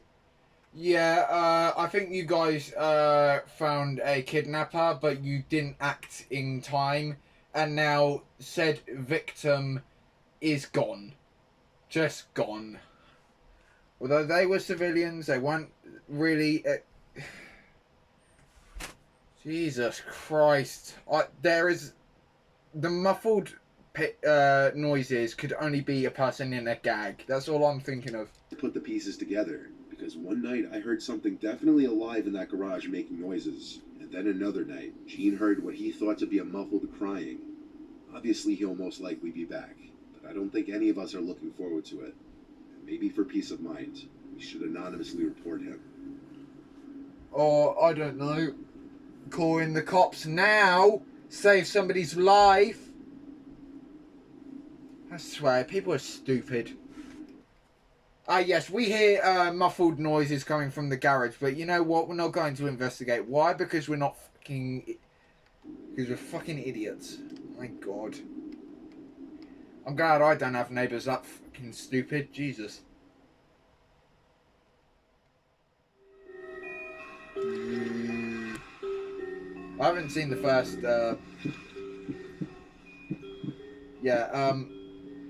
I started talking to this girl. Yeah, basically, this is a retry upload, basically. Apparently, the previous upload kept on getting age restricted and demonetized, so he's... years back named Christina. We met through mutual friends, and after a while of commenting on each other's Snapchat stories, I decided to just bite the bullet and ask her out on a date. It was mid-July, so options for things to do were abundant. Namely, the beach and anything outdoors was an option for a first date. There's a beach by me that allows trucks to drive onto it with proper permits, and I frequently go there still to this day with my pickup truck. It was a night that neither of us had work the next day, so we decided to go to the beach and have a little bonfire with some drinks. Dude actually got, like, didn't get rejected, and he didn't mention the girls. Man's a giga chad. Man is a literal chad. Yeah, can I just say, people who use Snapchat, can you not be so knobby? Jesus Christ. One person I was getting messages from was asking about my age and name, and I was going like, I literally just added you as a friend 5 seconds ago. Get off my arse, you fucking... And now they had posted a story, like, literally 5 seconds before. They literally were like a middle-aged woman, and I go like, nah. On a weeknight past 8 o'clock, I knew next to nobody else would be on the beach that late, so it was what seemed like a perfect first date in privacy. She lived only 5 minutes away from me, so I picked her up, and then we stopped at a 7-Eleven, where I bought some firewood and other supplies for the fire. Then we headed straight to the beach. To be honest, I'd never started a fire before that, so I was scared of embarrassing myself. But on paper, it sounded like a good idea. I pulled us onto the trail that leads to the beach. It's a decently long trail, and at one point there's a fork in the path, where 99% of people turn right to the main beach. But I often go left, because it's a lesser known, smaller but more private section of beach. We went left, and when we got to the beach section, we were the only people there. I had my brights on, and could see basically all the way down the empty beach. Not another truck in sight. I pulled my truck up on a sandhill, then parked it, and we started to unload the truck. I dug a hole with my shovel to place the firewood and some smaller fire-catching sticks, and honestly, I couldn't get a fire to catch. I tried for 20 minutes and couldn't do it, and I called it quits. It was embarrassing, but we laughed about it, so we just chilled in the dark for a little bit, drinking the beers we brought. For a while, all we heard was the waves hitting the beach, but Christina was the first to point out that she heard something else in a whisper. I started to listen closer, shifting all my attention to that, and I heard what she meant. It was this whistling sound. Not like a bird, it was a person for sure. Christina and I looked at each other with telling faces of how freaked out we were. The whistling was extremely close. Since we had no other light, I went into my truck and turned on the headlights. I heard Christina scream. We both saw the back of a man's head, hurrying out of the tall beach grass on the little hill of sand above my truck. He had likely been there the whole time, watching us for some reason. I yelled to get lost to the creep. I went up the little hill and tried to follow him, but right away I lost sight of him. There was tall beach grass everywhere. He could have been hiding in any of it. I took out my phone to use its flashlight and got on my toes to get a look over the grass. Looking back, I don't even think I wanted to find him, so I don't know why I didn't just get in the car right away and leave. Christina called me back to just get in the car and leave. Then I heard the whistle again. It sounded way too close for comfort, like within 10 feet from me. Christina heard it too, and she once again begged me to come back to the car. I did. I went back down the little hill and started packing the chairs and bags into the bed of my truck. As I was getting into the truck, I stopped and heard a humming from the same spot. It was clear by this point someone was deliberately trying to scare us. We got in the car, and I switched my lights off and turned the engine on. I sat Run there him for over. a few moments, waiting, as if I knew that whoever was in the grass would come look at us after hearing the engine start and lights turn off. And I was right. I turned my lights back on. For just a brief moment, a man's face could be seen looking through the grass into my truck. The light being turned back on made him hide back in the grass. I was tempted to get out and beat the guy up. Run him over! Mate, who's gonna tell? Fucking the Snapchat girlfriend that you asked out on a date, just fucking run him over. But Christina stopped me and convinced me that he may be sick in the head or armed, or both, and that we should just leave. Or, Christina, really sorry about this, but how about we run over the creep, because who's he gonna tell? Agreed, and we left the beach, the whole time looking behind us to make sure we weren't being followed. It was an incredibly tense and scary drive off that beach. With the amount of crazy people out there, I have no idea what that man's intentions were, but nothing about that entire encounter was normal at all. And I don't think he was going to be doing any... Oh, for fuck's sake, ads! Yeah, I don't think he was going to have very good intentions for you, and Christina, I don't think was going to like her place. Because I know what a lot of sickos do, and it being a boy and a girl on a date who, yeah. Right. Mute.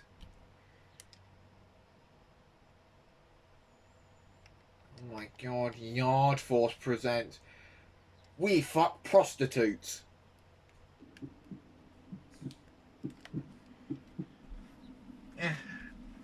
When I was younger, my family rented a beach house for a weekend one summer. The house rental was cut extremely short, and this is why. It was our first day there. We went to the beach and then went out to eat for dinner. The sand dunes were very hilly near the house, and that night, my brother Joey and I came up with the idea of sand sledding down the hills. We found a couple big cardboard boxes in one of the closets in the house, so we cut pieces off the boxes to use as sleds.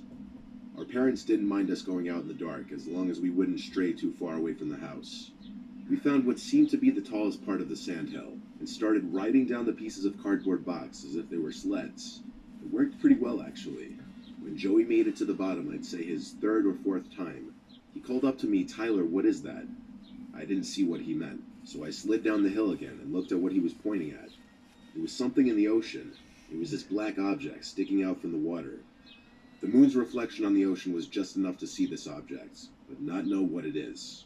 It looked like something was definitely floating in the water, though. We were a little freaked out and were too scared to go closer and look at what it was, so we walked a little further down the beach to look for a different hill. We found one that wasn't as tall, but it was still near enough to the house. My brother slid down the hill first. I stood at the top watching. I looked out to the ocean again, and I saw that black object in the water again. It's as if we didn't even move, or as if it followed us. I yelled at Joey to look at the ocean again. He looked and probably saw it right away, because he ran up the hill to me freaked out. We were discussing what we thought the thing could be. Maybe we didn't move as much as we thought we did. We stared at the object for a while. We could see it was bopping around a bit. We looked down the beach at the house we were staying at. It wasn't too far away, so we decided to get a closer look at this floating object. Oh my god. We thought maybe it was a dead animal floating in the water. We couldn't have been more wrong. As we got maybe halfway to the water, the black object floating around bopping in the water started to rise, and we realized it wasn't floating at all. A person's body was revealed as they stood up at a towering height, arms now flat at their sides. It was a person's head this whole time. We ran to the house and slammed the door behind us, yelling to our parents. Our parents seemed confident that there was no threat from someone going for a night swim, though, even after we said they were following us in the water.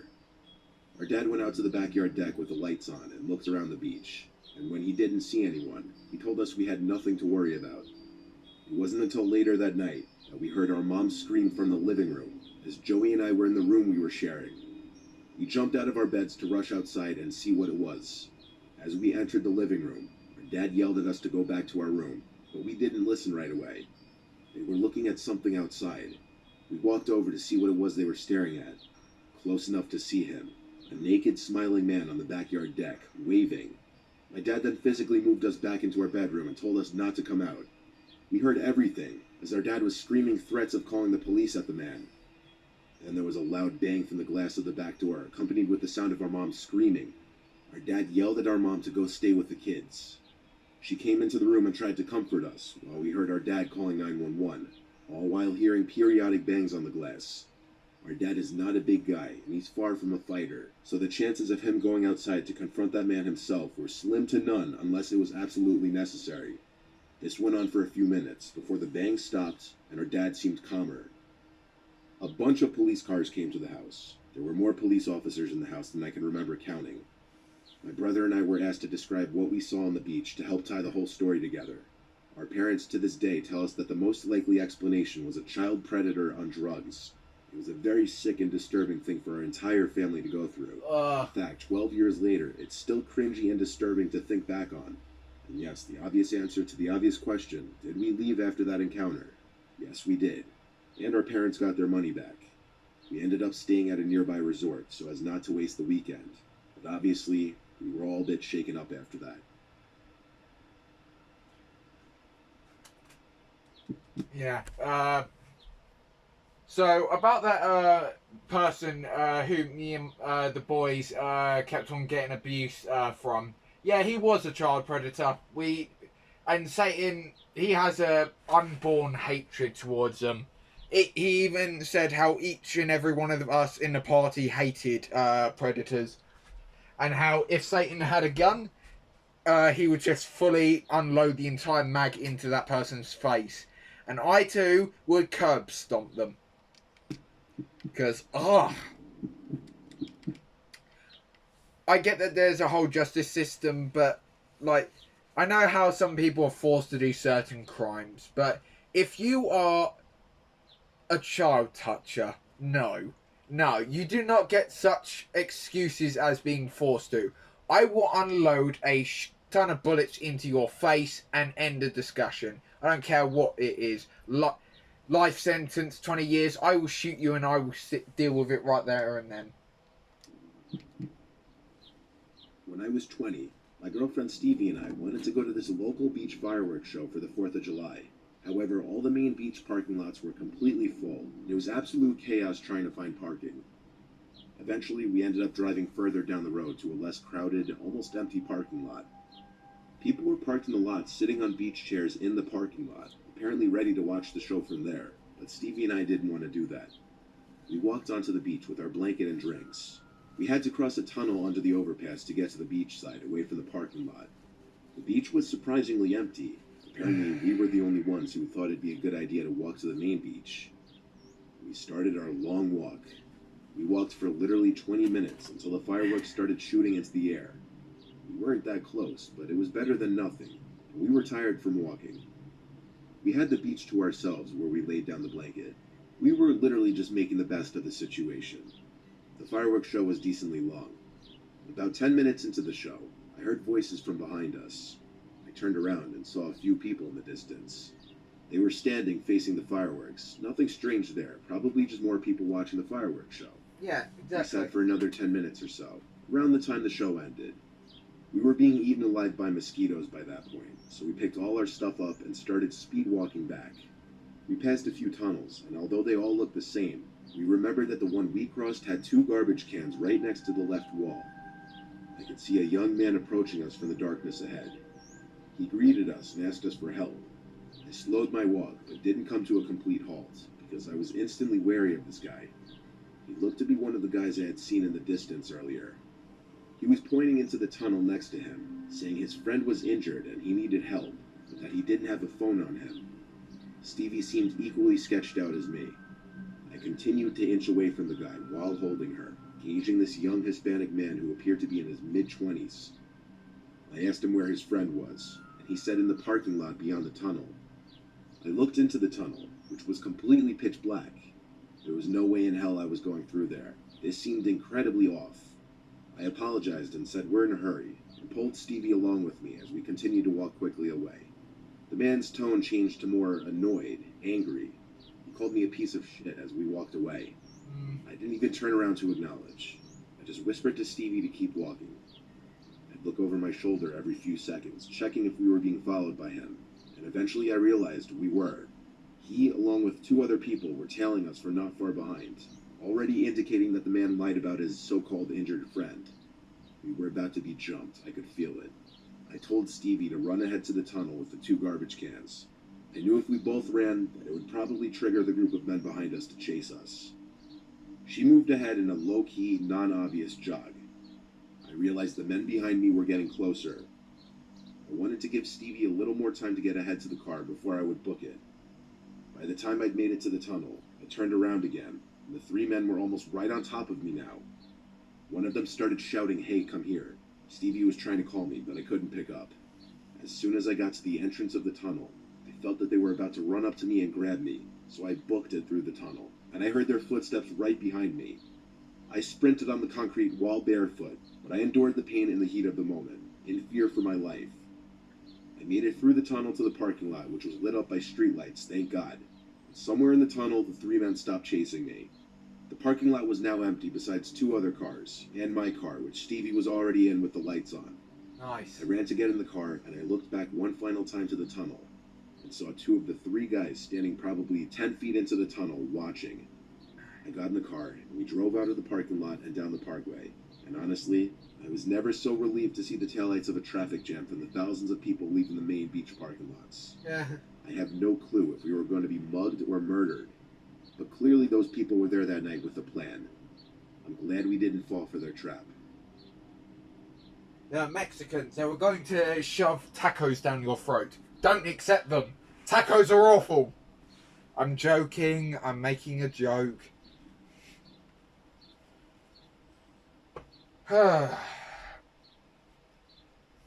So we have this one. The fight, yeah, and then that's it. This is a part 3 to the scariest things caught on doorbell cameras. And once again, by the end of the video, you may consider getting one yourself. I mean, we already have a security camera anyway, so we're good. In this footage that a viewer sent me, a person can be seen crouch walking towards his front door through his doorbell camera. The person was wearing a hat, face mask, and sunglasses, allowing none of his face to be seen.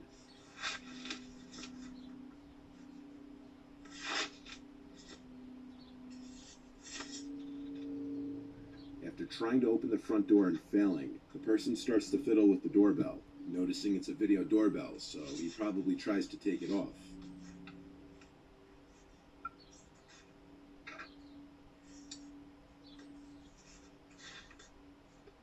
What likely happened was that when he realized that he couldn't get the doorbell unmounted without a special screwdriver, he started to hold his hand in front of the camera after ringing the bell.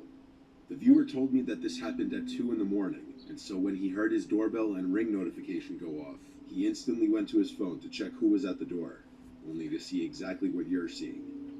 The man then walks past the doorbell to the side of the house, and by this point, the homeowner was on the phone with 911 reporting the incident. Nice. While on the phone with 911, the homeowner heard the doorknob to the side entrance door being fiddled with, and this was a door that he had been known to leave unlocked accidentally from time to time. However, luckily on this night, that wasn't the case. Ooh. Since the intruder couldn't simply walk in through either door, he started to say hello repeatedly through the door, in an off-putting tone that sounded so overly friendly that it was creepy. The 911 operator told the homeowner not to open the door or to even acknowledge the person. The person would then start to bang on the door for a few moments until seemingly giving up. The police showed up but couldn't help out much based on the video. Later that night, the homeowner received another notification that there was movement at his front door. When he checked the video feed, he couldn't see anyone. He still has no idea who was under that mask and glasses. Nice. This following footage was also captured by a viewer's doorbell camera at their old house, which is still active while he tries to sell it. One morning at around 4:30 a.m., his cameras detected a man running from across the street from his neighbor's home, across his front yard, and up to his front door. The man was naked, with one of his hands blocking his privates. What the fuck? Oh my god. Ah, that's why. The footage was caught from 2 angles. He was arrested a short while later by local police. He was apparently high on crystal meth, and he had removed his clothing due to a fear of snakes being inside of his clothes. and he was running around the neighborhood knocking on doors and ringing doorbells yelling for help. The neighborhood is reportedly pretty quiet. The homeowner never had any sort of issues before this. In his words, he ran up my front yard onto my front porch and rang the doorbell. For the next minute or so, he was ringing the doorbell and knocking while pacing back and forth. He looked panicked, and his expression drifted from someone in pain to a look of pure crazy, and at one point said he needs help. After that, he ran off back into the night. The guy was picked up by an officer around 5 a.m. not far from his house. And this footage is why you always check who's at your door before you open it, especially if you have a doorbell camera. If someone who you don't know shows up to your door late at night, don't open it. Unfortunately, in this video, that's exactly what this homeowner did. Around 10 p.m. one night, a suspicious-looking hooded man approaches the front door of a random house rather quickly and aggressively, and he right away tries to open the door. After realizing it's locked, he goes to ring the doorbell. Disappointingly, the homeowner opens the door rather quickly instead of checking who's at his door at this hour first. Shit.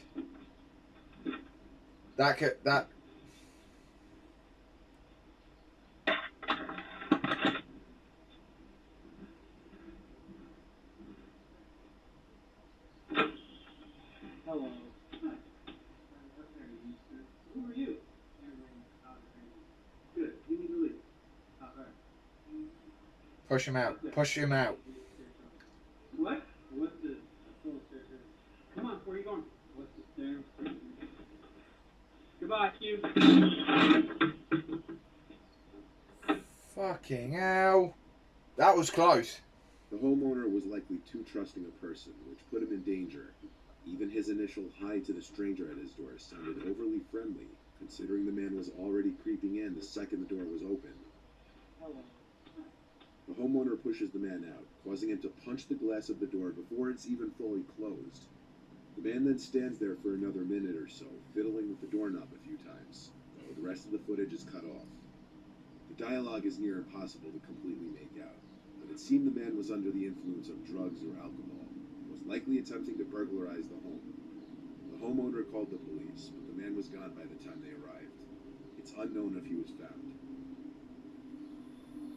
Well, he's lucky. Jesus. This image was posted from the owner of a Ring camera in a Facebook group to caution others. The woman warned in her post to beware a strange man wearing a white mask lurking around the neighborhood after her camera caught him trying to look into her home a little after 10 p.m. one night. The woman said, "I just want my neighbors to be aware and safe. Please, if possible, share this post. Screenshots are welcome." Not sure what colors he was wearing, but had a hoodie and jeans on. The Jeez. disturbing picture shows the man in the mask looking directly into the camera. This is exactly the type of image that you never want or expect to see come up on your doorbell camera footage. But it's also the kind of image that would make you sure as hell grateful that you had one. Yep. Neighbors of the woman also reported seeing the man walking around and approached their front doors. Thankfully, no one opened the door to him. Jesus Christ. On May 1st, 2020, around 9:40 p.m., around the beginning of the COVID lockdown, a 45-year-old dad, Raymond Hawkins, opened the door to who he believed to be a delivery driver dropping off a parcel. Due to new methods of delivery at the time because of COVID, the alleged delivery driver backed away from the front door to supposedly keep his distance and claimed he needed to take a picture of the package at the doorstep, something many delivery drivers must do for more expensive packages.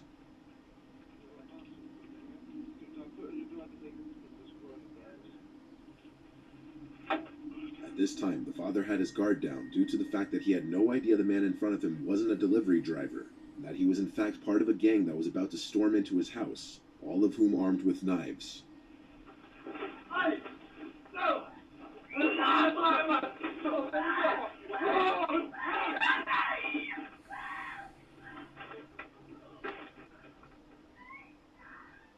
I feel like Ring doorbell cameras should immediately start sending stuff to like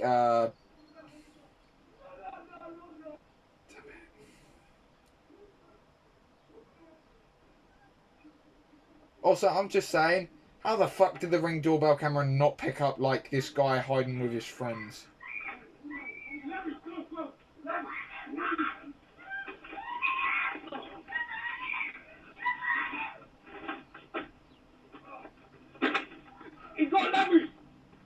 Ah!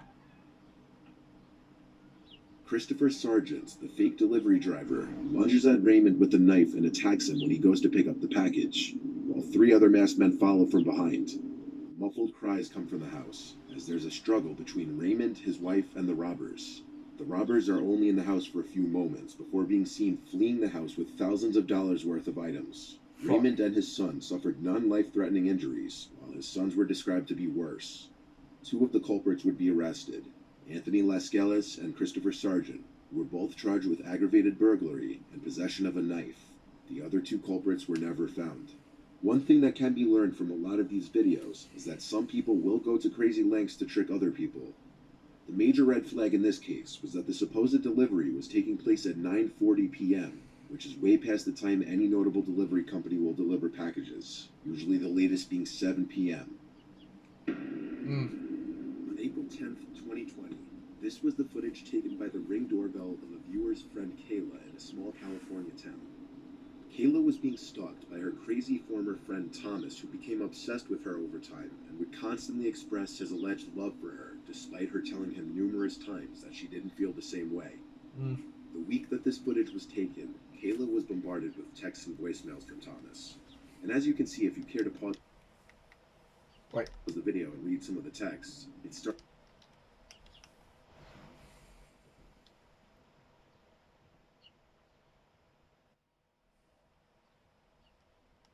with what seems to be Kayla accepting his apology for his behavior. However, as the texts and voicemails just keep coming in, she begins to realize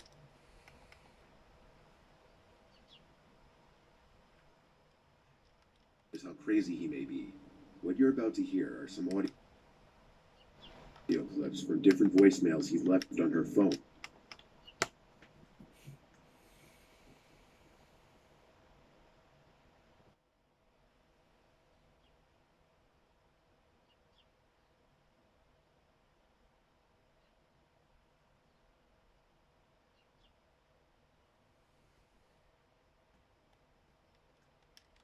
After she had stopped answering him. Hey, Kayla. Listen, I want to make sure you're not too worried about what happened at the party last week. I had an amazing time, and I think, God, I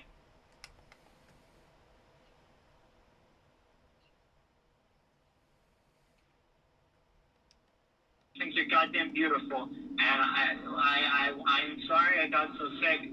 I wanted to come be with you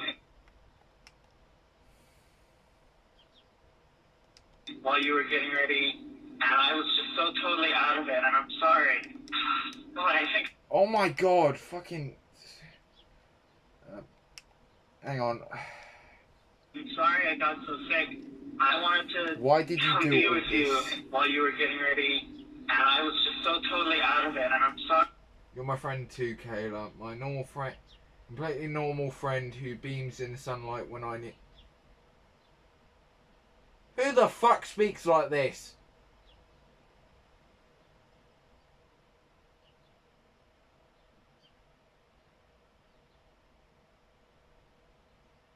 Sorry. But I think I might love you, and I'm sorry, and Yep. I'm gonna give you some space. I want to be there for you and be there for you, and I can't get you out of my fucking head, and I want to be there for you. God damn it. So fucking god damn it. And all I can do is think of you and want to... Give me a... Oh, come on. That's disgusting. That's... Oh. If he's mentioning the ride I think he's mentioning, then that's gross.